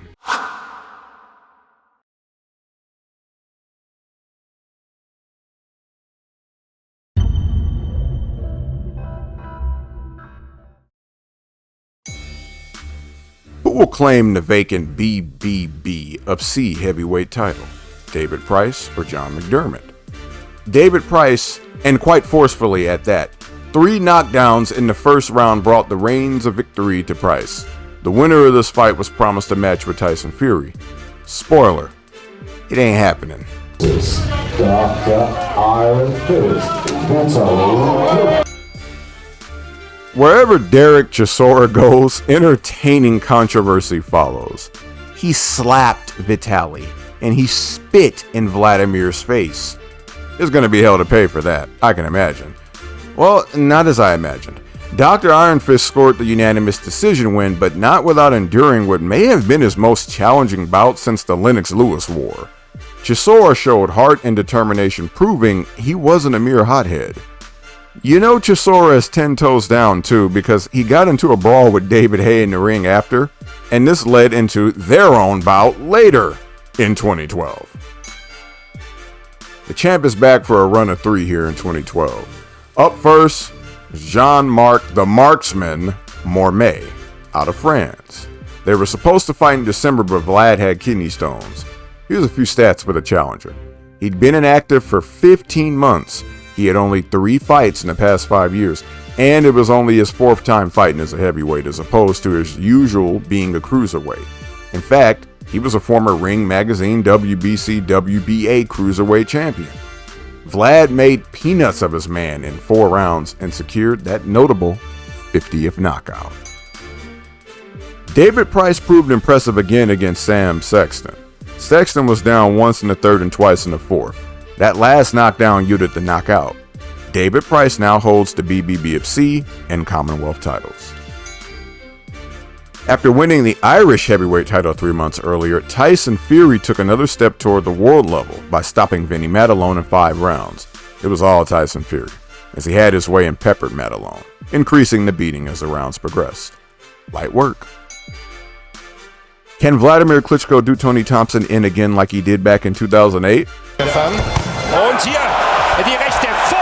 He sure can, and in almost half the time. Tony the Tiger, we still love Frosted Flakes by the way, suffered just the 2nd knockout loss of his career. Both were to Dr. Stillhammer, no shame in that. It's also worth noting that Thompson received this title shot by default due to Eddie Chambers suffering a spinal injury and backing out of a contendership battle. Tony hadn't fought in 13 months. It's time for that grudge match I mentioned. Let's hope that brawl wasn't the peak of what these two can do. Derek Chisora applied the pressure, and David Hayes scored by taking advantage of said pressure. Hay was rocked in the 3rd, but recovered to drop Chisora for the first time in his career in the 5th. Derek answered, but was dropped again, and waved off even though he stood up. It was a TKO win for the Haymaker, and the two had earned one another's respect. Let's peep in on the future of our division. At heavyweight, Oleksandr Usyk brought the gold home to Ukraine. He would turn pro in 2013, entering the cruiserweight ranks to cover the 2016 Olympics because the participants won't have any bearings on. It's the final curtain call made apparent by the champion.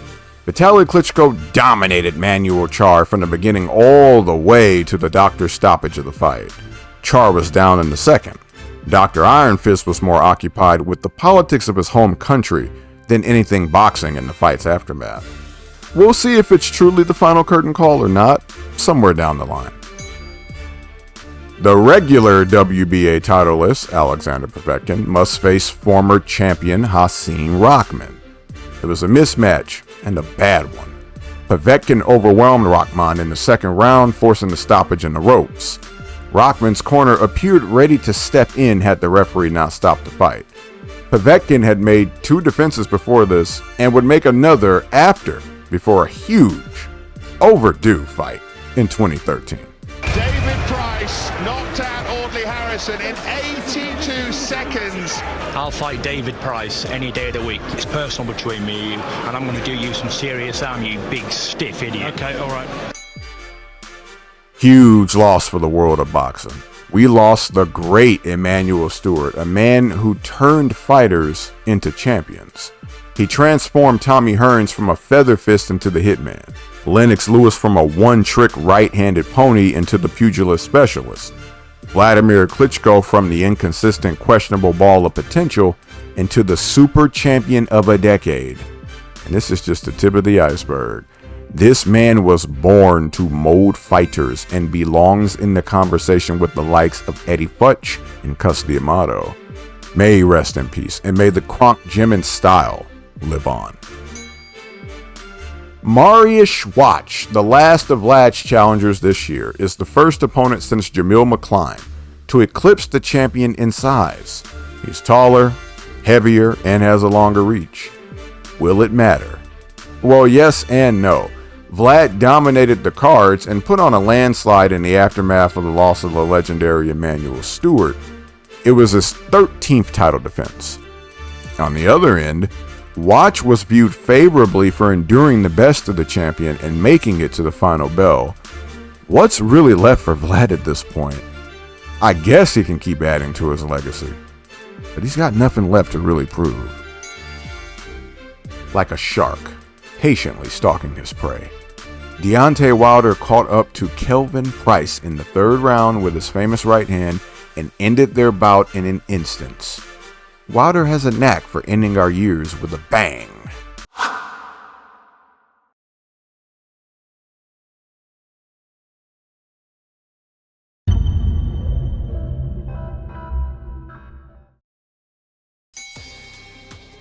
7-1 betting underdog Tony Thompson pulled off quite the upset after acknowledging that this was his last chance.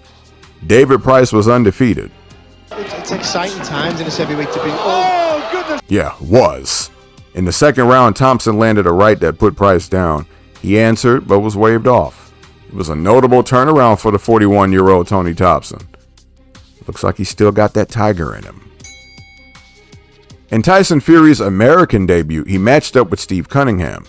Fury tasted the canvas in the second, once again at the hands of an overhand right. Is a blueprint being laid here akin to the left hook jinx of Muhammad Ali? We'll have to wait and see. Fury bounced back and scored the knockout in round 7, once again showing his ability to weather a storm. And it was a nasty knockout at that, the first of Cunningham's career. The win also made Tyson Fury the number 2 contender for Vladimir Klitschko's IBF title. Against perhaps the first notable enough name for his resume, Deontay Wilder once again ended the night with the first throwing of his right hand. There's the right hand. Okay, a further barrage, give or take. Oddly, Harrison didn't stand a chance, past sparring partner or not. Harrison retired 4 days later.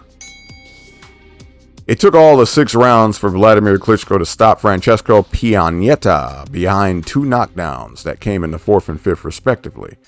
Pianeta, a cancer survivor, was previously unbeaten in the ring and disappointed in his performance, despite Klitschko giving him his due. Was it a fluke punch? He's not doing enough with his hands. He's hardly defending himself, and the referee steps in. No, it wasn't. David Price's chance at redemption appeared fulfilled when Tony Thompson went down in the second, but the Tiger rose and endured enough to where Price punched himself out. That, combined with body shots that took the wind out of the younger man, led to a 5th round TKO. Price was defenseless, and Thompson was the winner again. I sure hope Thompson's wife is okay after that post-fight interview promise, too. I'm going to go home and break my wife's hip. She might be crippled in the morning. She's going to feel the pain. If anybody out there want to donate a wheelchair. In his first notable victory, Andy Ruiz Jr. captured the WBO Intercontinental title when he finished Joe Hanks in the 4th round.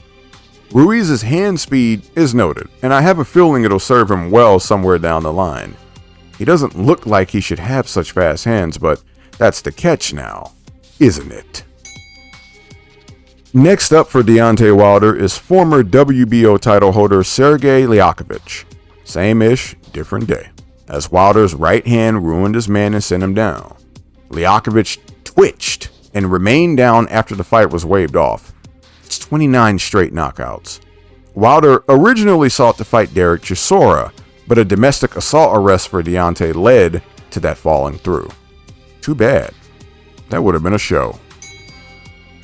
Making his professional debut is that 2012 super heavyweight Olympic gold medalist, Anthony Joshua.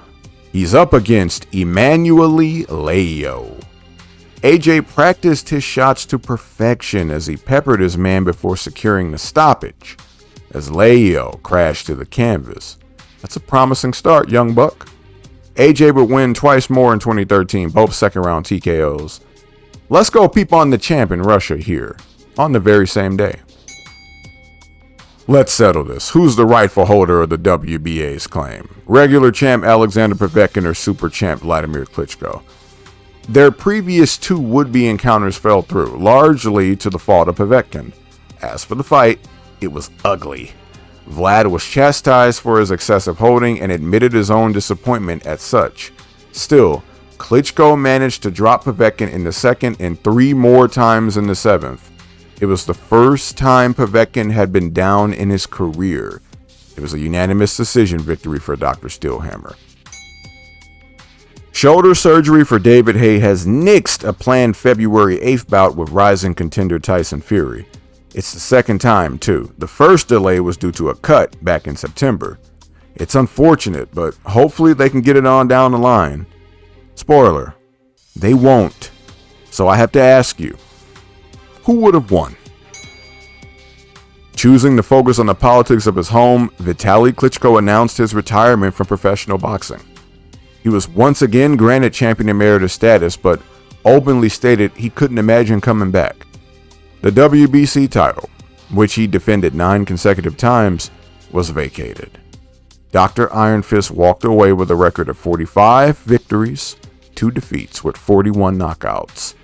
The division was left in the more than capable hands of his brother Vladimir, who still hopefully will seek unification.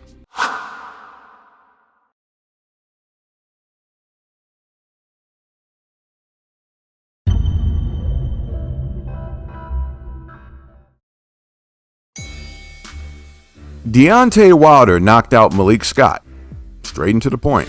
Not too significant beyond being a WBC title eliminator, but more so because the names Deontay Wilder and Malik Scott will make a lot more sense to you once we reach 2021. Alex Leapai was the first Australian to challenge for the heavyweight crown in over a century. The last, Bill Squires, who challenged Tommy Burns way back in 1908. Vladimir Klitschko dropped this man once in the first and twice more in the fifth before securing the stoppage win.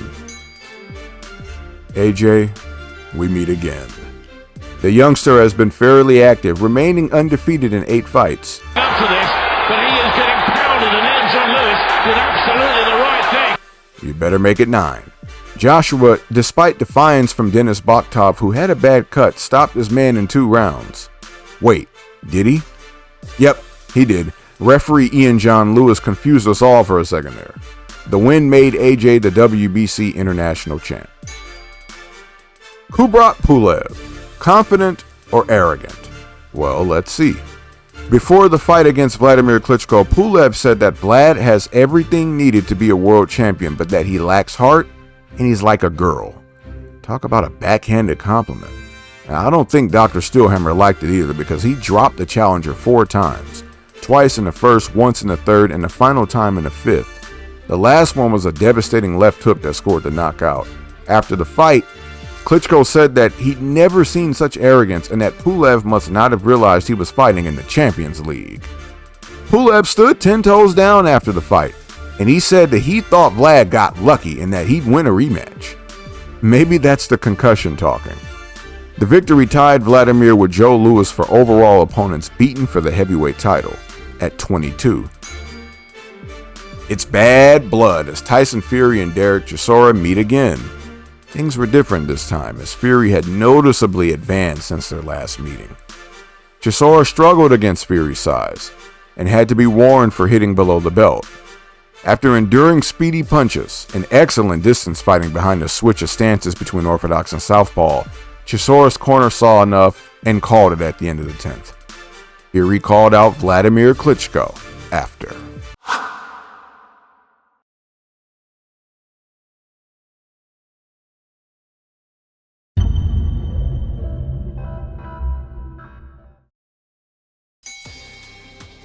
In the first fight in the MGM Grand since 1997's Bite Fight, Bermane Stiverne made the first defense of his WBC title against the untested yet deadly Deontay Wilder. It would be Wilder's first time being taken the distance, as Stiverne made it to the final bell of 12 rounds, but not without having to part ways with his title. Deontay Wilder won every round and outvolumed the champ. Afterward, Wilder said he wanted Tyson Fury next before a unification affair with Vladimir Klitschko. He's bold, but there are some obstacles in the way of that. We'll have to wait and see. Deontay Wilder is the first American to hold a portion of the heavyweight crown since Shannon Briggs' last decade, and he did this on Muhammad Ali's 73rd birthday. Oh, and before we move on here too, if you're wondering how Stiverne captured the WBC title in the aftermath of Vitaly Klitschko, he beat Chris Arreola for it with a 6-round TKO, and it made him the first ever Haitian-born fighter to capture a portion of the heavyweight crown. One last fight before challenging for the big one. It's Tyson Fury versus Christian Hammer, and it ended when Hammer failed to come out for the 9th round.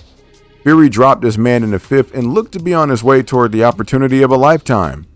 One problem: Tyson tested positive for a banned substance afterward. This wasn't revealed, however, for 7 months and a full month after the match with Vladimir Klitschko. Something fishy here? You decide. Fighting in the United States for the first time since 2008, Vladimir Klitschko made history with a unanimous decision win over unbeaten Brian Jennings. Klitschko did a lot of holding and was reprimanded for such, even losing a point. Overall, he didn't look his best, and maybe Father Time is catching up? At 39 years old, Vladimir Klitschko broke Joe Louis's 67-year-old record of opponents beaten for the World Heavyweight Championship with 23. He also broke the record for victories in unified title bouts with 15, passing Jose Napoles and Muhammad Ali. Is it time to hang him up? Not according to Vlad. He said a while back that he wanted at least another decade as champ. We'll see. Kevin Johnson had once gone 12 rounds with Vitaly Klitschko, but this bout against Anthony Joshua will show that he was a shell of that fighter. Joshua completely outclassed Johnson, unlike any other fighter had done so. Should the division be on notice for the rising AJ? You decide. For the first time since August 12, 2006, a heavyweight title bout features an All-American cast. WBC titleist Deontay Wilder met a decent challenge in Eric Molina, who managed to win 2 rounds to his credit. But outside of that, Wilder dropped Molina in the 4th, twice in the 5th, and for the knockout in the 9th. This was the first heavyweight title bout held in Alabama, Wilder's home state, and also home to past greats like Evander Holyfield and Joe Louis. On the undercard of the Commonwealth title bout, Dillian Whyte faced Brian Minto. The body snatcher dropped Minto in the 1st and knocked him out in the 3rd. AJ climbed to 14-0 and captured the vacant Commonwealth Boxing Council title with a first-round TKO of Gary Cornish. It wasn't even close. Get this man some competition. For a second title defense, Deontay Wilder is back against the durable Johann Duhaupas. It was a buffet of brain damage with a little showmanship here and there as Wilder grew more confident. The end came in the 11th when the referee called the action as Duhaupas absorbed a terrible beating without any resistance. What a year it was for the Bronze Bomber. Congrats. You know you've been waiting for this one. There's always a bigger fish. Vladimir Klitschko and Tyson Fury had a silent history. I'm mainly referencing how Fury had built this all up in his mind en route to an inevitable clash with Vlad. That's right. I'm talking about the showdown in the sauna and how Vlad got out before Tyson did. If you've watched the face-off between the two, which you should if you haven't by the way, you'll see something uncommon.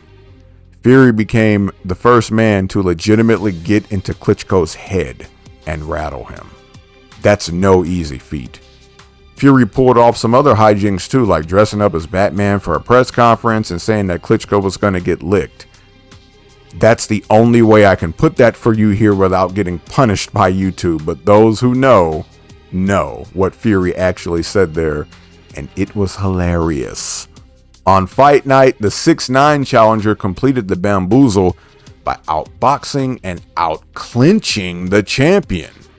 He had Vlad's number and beat him at his own game. Without the size advantage he normally held, Vlad found himself unable to counter or even land. Add to that how slippery and sound Fury was, and it was just destined to come to an end for Dr. Steelhammer. It was the upset of the year. Tyson Fury is the new unified lineal ring WBA, IBF, WBO heavyweight champion of the world, and he won Fighter of the Year, the only heavyweight to do so in this entire decade. Klitschko, of course, wants his rematch. After a fiery build-up, Anthony Joshua met Dillian Whyte to settle the score. I asked for some competition in favor of AJ, and Whyte, to his credit, provided that. He made it to the 7th against AJ before he was laid out like a picnic spread. That uppercut, I never get enough of watching it, and Whyte crashing down the way he did on the ropes.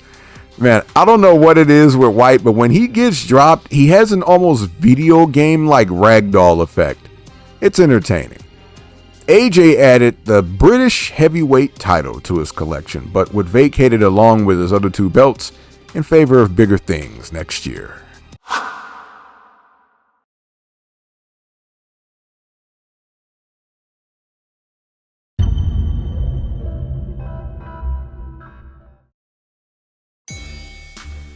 Tyson Fury was stripped of the IBF title for not facing his mandatory. Thus, Charles Martin and Vyacheslav Glazkov are up to the plate. The first 2 rounds were tame, but the third is where we found closure. Glazkov fell while throwing punches and hurt his knee. He further hurt his knee by throwing a body punch, and he went down after that. It was ruled a knockdown, and he somehow answered, but he couldn't continue. He'd completely torn his ACL, dislocated his knee, torn his medial meniscus, and sprained his MCL and LCL. Bro went through the whole knee alphabet. Rip. Charles Martin is the new IBF titleist. Glazkov retired. I don't think I can blame him after that, man. I had no knee left. Starting us strong in 2016, well, kind of if you don't include that last undercard bout, we got a WBC title defense by Deontay Wilder against Artur Szpilka. It was competitive enough to go 9 rounds, but everything came to a dead stop when Wilder landed the bomb. Szpilka went down like a sack of potatoes and was counted out flat on his back. There's only one Tyson Fury. I ain't scared of nobody. I'll come in your backyard, baby, for that, my man. Anytime, any place, anywhere. I'll fight you in your back garden like a dumb Klitschko. This is just an act, baby. You're not a real fighter. This is an act. I don't play this. Bigger things have come, but is Anthony Joshua ready for the lights? Charles Martin had become IBF titleist at the hands of a bad knee injury, so we need to see if he's actually championship material. AJ's right hand would prove his downfall in the second round as he went down twice and failed to answer the count. Anthony Joshua is the new IBF champ and has aspirations to unify the division for the first time since Lennox Lewis did back in 1999. Good luck. A loss not only for the boxing world, but the world over, as one of the most impactful and beloved humans ever passed on. Muhammad Ali's boxing career is to behold, and you can do just that in my 60s and 70s timelines, or in my documentary completely dedicated to his career from 1960 to 1981. Take your pick. I still remember where I was on this day back in 2016. I was in my bed staring at the roof. Rest in peace, champ. Alright, AJ. Well, let's see if that dream of unifying the division has any merit. Can he defend his newly won title? He sure can. Dominic Breazeale struggled to get anything going against Joshua and took a beating for the majority of 7 rounds. In the 7th, he was dropped and answered before being overwhelmed and dropped again. The action was called to a halt and AJ had his first title defense. It's been 2 years since Chris Arreola fell to Bermane Stiverne in his quest for WBC gold. He's got a shot again against the Bronze Bomber. In the 4th, Wilder got to his man with a knockdown, to which Arreola answered. The challenger accumulated enough punishment for an additional 4 rounds, though, that ultimately led to him not answering the bell for the 9th. It was over, and Deontay Wilder had his 4th title defense. Wilder said after that he had a torn muscle and had a broken right hand. Undefeated young Joseph Parker made a point in a dominant showing over Alexander Dimitrenko. Parker dropped his man in the 1st, twice in the 2nd, and knocked him out in the 3rd. However, Parker hit Dimitrenko while he was down on one knee, which some felt should have led to a disqualification. Should it have? You choose. On June 26, Tyson Fury tested positive for a banned substance. On September 23rd, Fury once again postponed his rematch with Vladimir Klitschko, being declared medically unfit. Well, it's over today. Fury has officially vacated his WBA and WBO titles to focus on rehabbing his life. Ring Magazine continued to recognize him as champion. Get well soon, champ. Well, we're finally going to crown another title holder in the aftermath of Tyson Fury's collapse. Joseph Parker and Andy Ruiz Jr. met to find a new WBO champ. Parker would emerge with a majority decision in his homeland and enter his name into history as New Zealand's first heavyweight champion. Listen, I am the baddest man.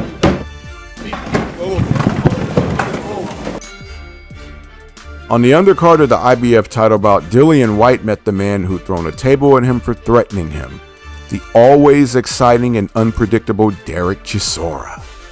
The two put on a hell of a fight that drew praise for its action and the willpower of both men. A fight that turned back the clocks to the more exciting times of the division. From the 5th round on, it was fire as Chisora wobbled Whyte. Chisora found himself staggered in the 10th. How either man avoided going down is a testament to this marvel. Whyte was given a decision, but many felt Chisora had earned the nod. What do you think? IBF champ Anthony Joshua is back again. Not much to write home about in the first 2 rounds, but Eric Molina would meet his end in the 3rd. AJ turned up the heat and dropped this man. Molina answered, and he was swarmed, forcing the stoppage. Dare I make this request again? Okay, I will. Get this man AJ some proper competition.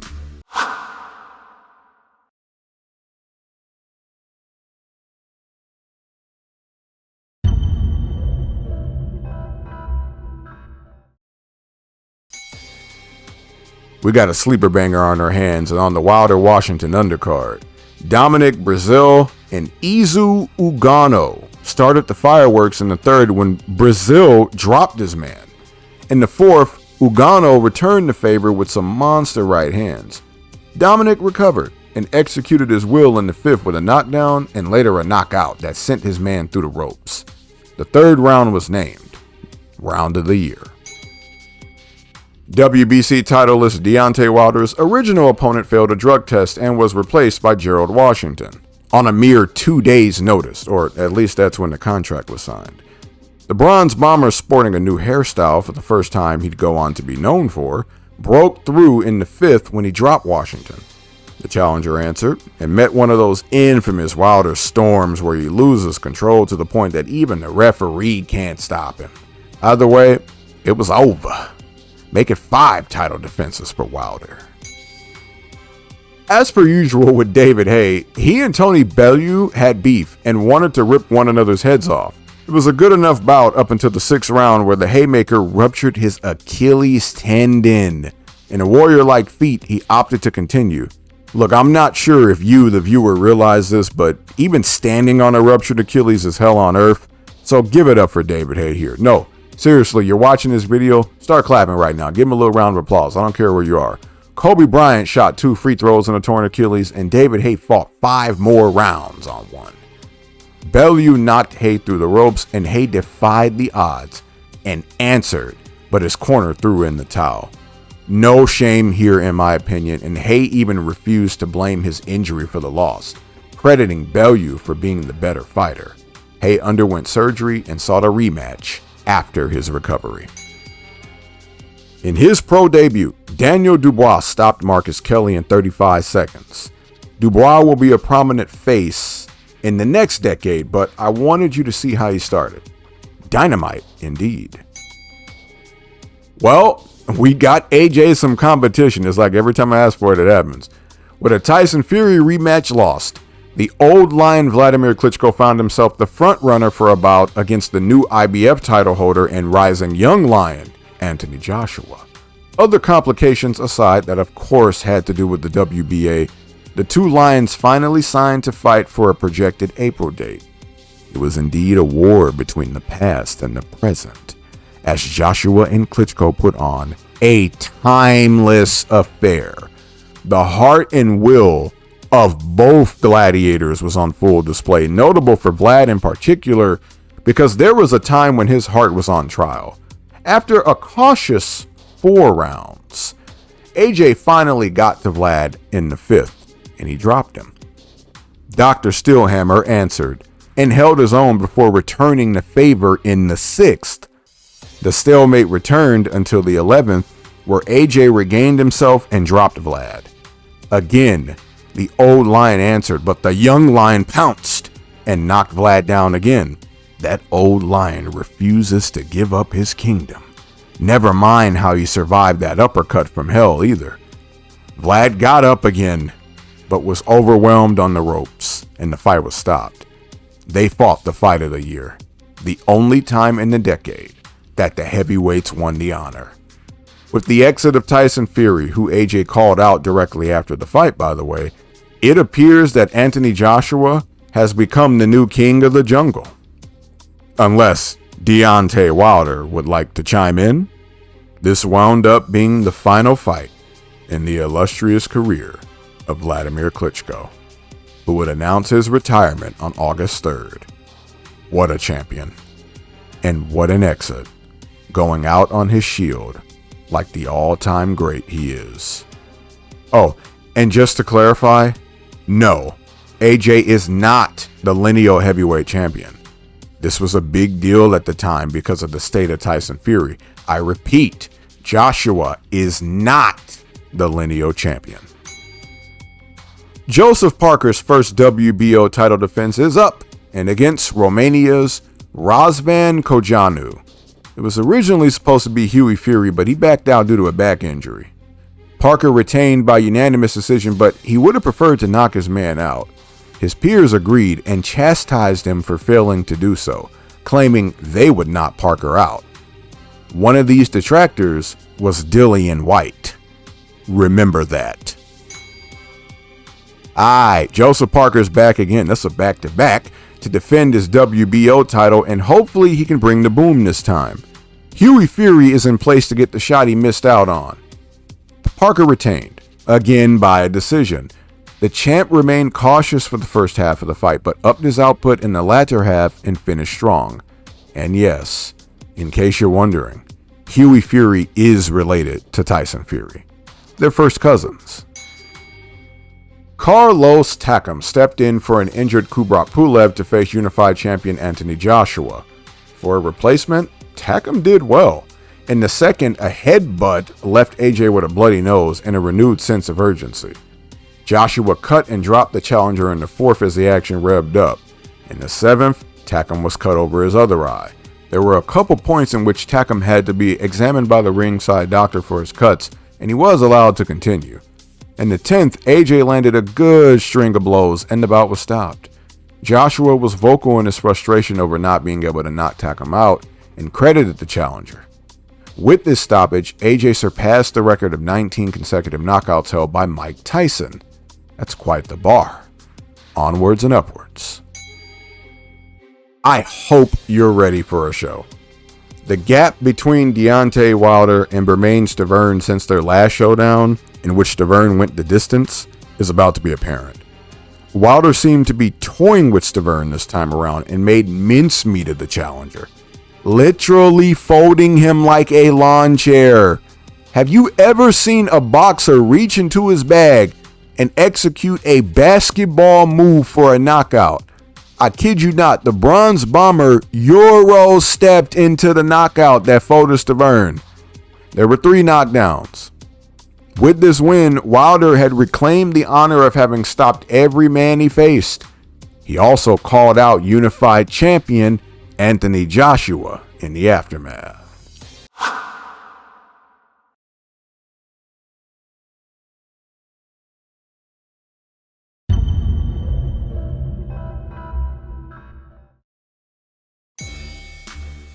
Luis Ortiz was a high-risk, low-reward. In other words, fighters were less inclined to face him. Deontay Wilder was down to fight him in 2017, but the arrangement was ruined when Ortiz failed a drug test and the Stiverne rematch went through instead. Thankfully, it was only a pushback, and here we are. 2 dangerous, undefeated heavyweights, but who's the alpha? Luis Ortiz would pose the greatest challenge and threat to Wilder's reign so far. He had the champ in trouble and won his fair share of the fight, but he met the grandest opposition of his own career as well. Ortiz tasted the canvas in the 5th after getting the better of the first 4 rounds. In round 7, Ortiz had Wilder in the most trouble the champion had ever been in. Round 10 saw Wilder break through and drop the challenger again. Ortiz answered and was overwhelmed to the canvas again, where the fight was waved off. very entertaining and by far Wilder's best title defense so far. This is why we love when the best fight the best.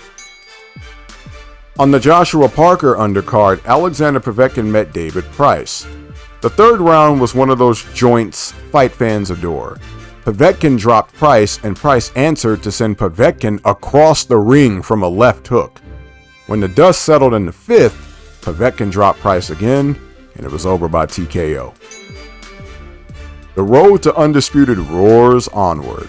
Anthony Joshua and Joseph Parker are set to bring together the WBA, IBF, and WBO titles.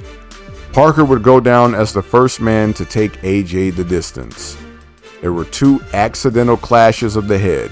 An accidental elbow cut Parker, and AJ's glove wound up needing to be retaped. Pretty rugged affair that may have been marred by the referee breaking up the action anytime the fighters got close. This being because Parker is most effective on the inside. AJ convincingly won the cards and became the new unified WBA, IBF, WBO heavyweight champion. However, Joseph Parker had stalled AJ's 20-fight knockout streak and swore he would be back and better down the line. For some reason, I believe him. He fought on like a warrior and went out like a gladiator. Now he has his rematch. Will David Haye avenge himself, or will Tony Bellew double down? This time around, Haye started well in the 2 rounds, but was caught and dropped in the third. He answered and was dropped again. Haye went down again in the 5th, but once again answered. He rose to a barrage from Bellew and the fight was stopped. Tony Bellew had doubled down, and David Haye once again congratulated his conqueror. He's back. After a battle against boxing authorities and the defeating of his own demons, lineal heavyweight champion Tyson Fury returned to the ring against Sefer Seferi. Naturally, the lineage is on the line, but what happened to the Ring magazine recognition? Fury failed to declare an opponent by January 31st of 2018 and was thus stripped. As for the bout, Fury showboated and got the better of the action. Seferi quit on his stool after round 4 and the Gypsy King was back. The goal is to get him in the ring with Deontay Wilder. Let's hope that's sooner rather than later. Fury would defeat Francesco Pianeta 2 months later to once again retain the lineage. At the age of 37, David Haye announced via social media that he was hanging up the gloves. He walked away a 2-division world champion and a giant slayer of sorts. Thanks for the memories and the haymakers. Only in the best fights do both competitors have to overcome adversity. Welcome to one such bout.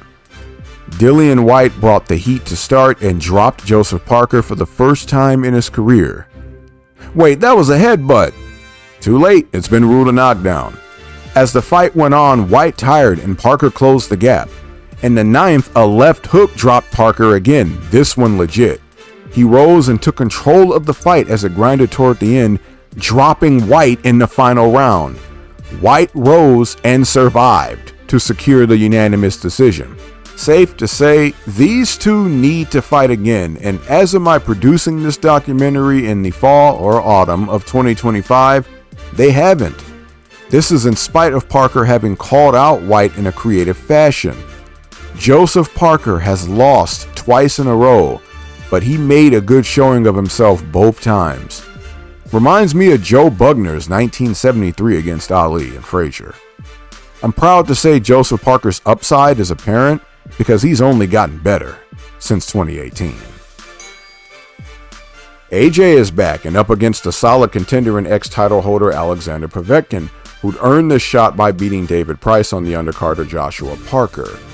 Povetkin managed to rock the champion near the end of the first with a solid combination that bloodied AJ's nose. Joshua upped his effort, but Povetkin stuck with what was working for him. In the 7th, AJ broke through when he rocked Povetkin and followed up by dropping the challenger. Povetkin answered and was overwhelmed by the champ, forcing the stoppage as the challenger crashed down again. AJ retains.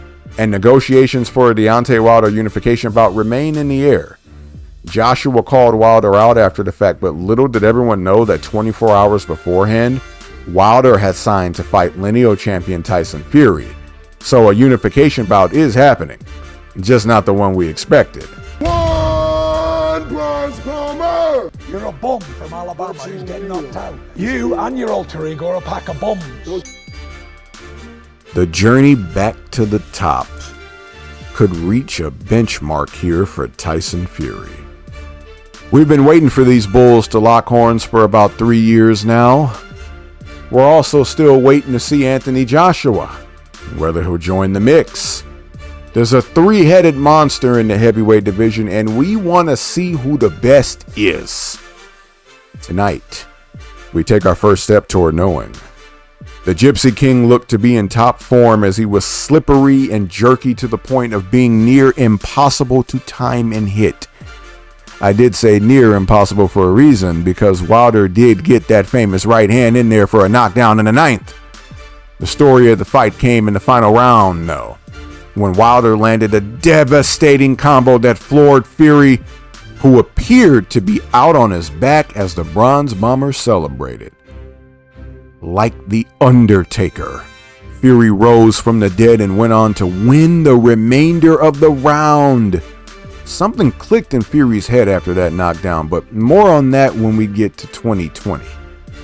Tyson Fury's resurrection live in 4K was eerily reminiscent of Larry Holmes and how he survived Ernie Shavers back in 1979. The 12th was named Round of the Year. At the final bell, the fight was called a split decision draw, much to the disappointment of the boxing world. Both men retained their titles, but the general consensus was that Fury had done enough to win. I remember sitting in my apartment with my college buds at the time, and we all had Fury winning it and were shocked to hear the call of the draw. The good news? A rematch was certain. It's a bit of a weird analogy. How'd you beat this man? Have you ever taken those pills, the laxative pills? You know, the ones you take, you pop. I'm gonna go through this, man. Do these two have any chance of putting on a classic like 2 years before? Sure, depending on how you look at it. This time, Chisora was more apparent with dictating the pace and scoring. Chisora was so aggressive that he was deducted a point twice. They exchanged, and Chisora got the better until it all came crashing down in the 11th. White connected with a knockout securing left hook, and it was over. Chisora was ahead on 2 of the judges' cards. Afterward, White said he wanted Anthony Joshua again. AJ, who was present, agreed if the Wilder unification bout didn't happen. As of the fall or autumn of 2025, AJ and White's rematch still hasn't happened. It was supposed to happen in 2024, but White failed a drug test. Who would you have favored in 2024? And before we move on, I'm just going to get this out of the way. Dillian Whyte went on to win the interim WBC title in 2019, but he lost recognition after failing a drug test. My goodness.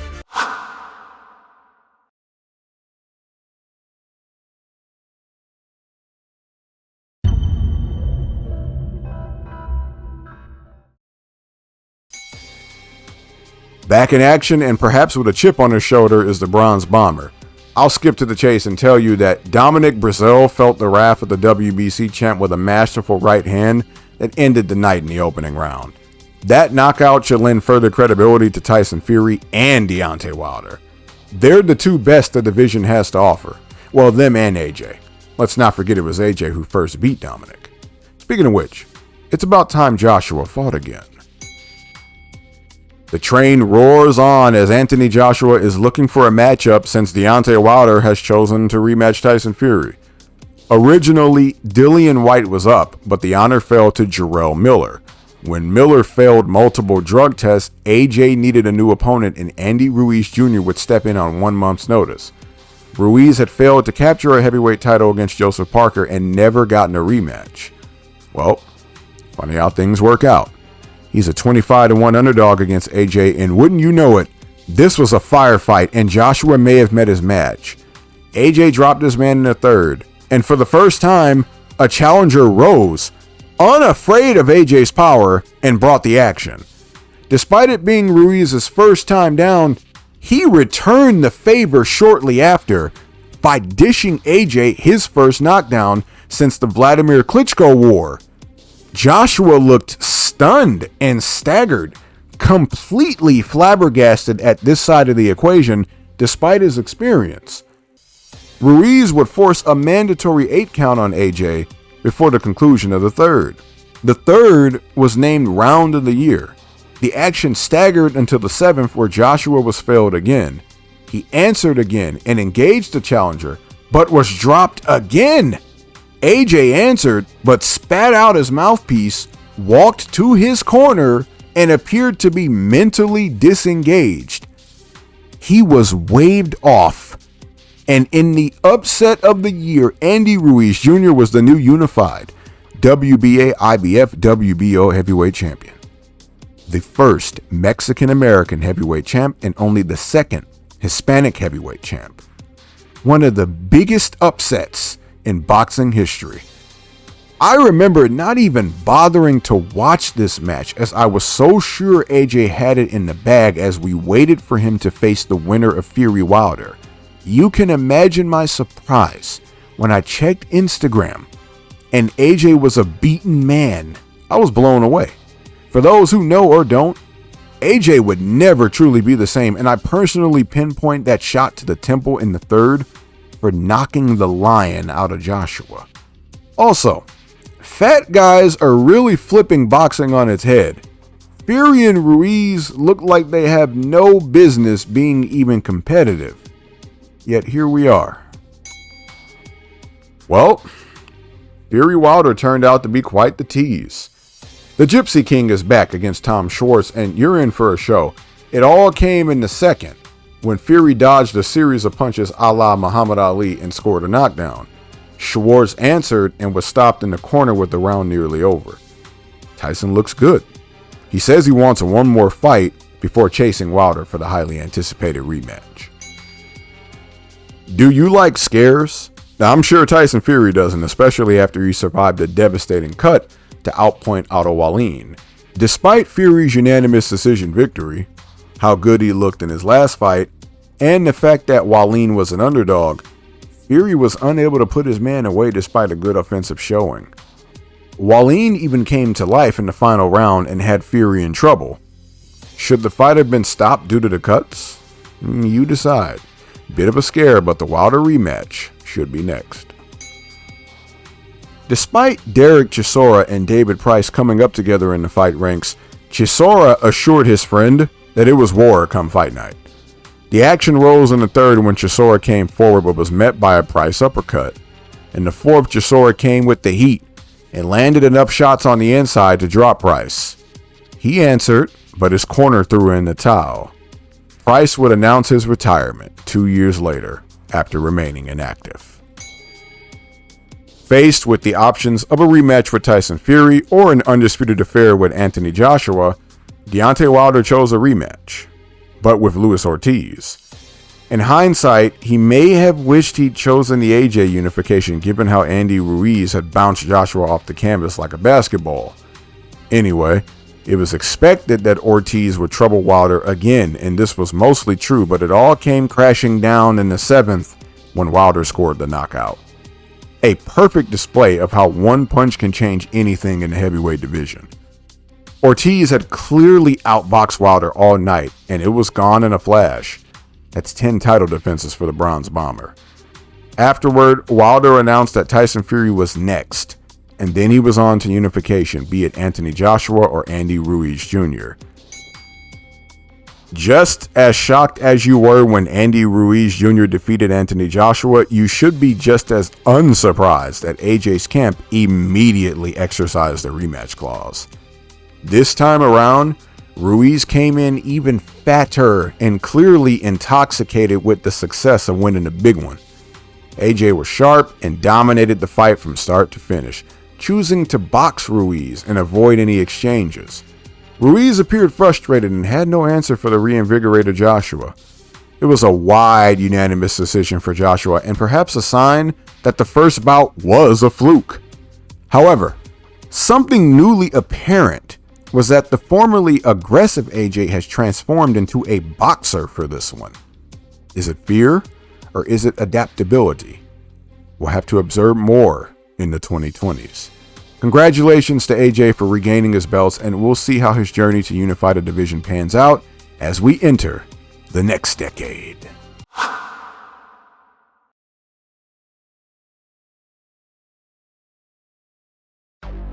I gotta say, that was way better than the 2000s.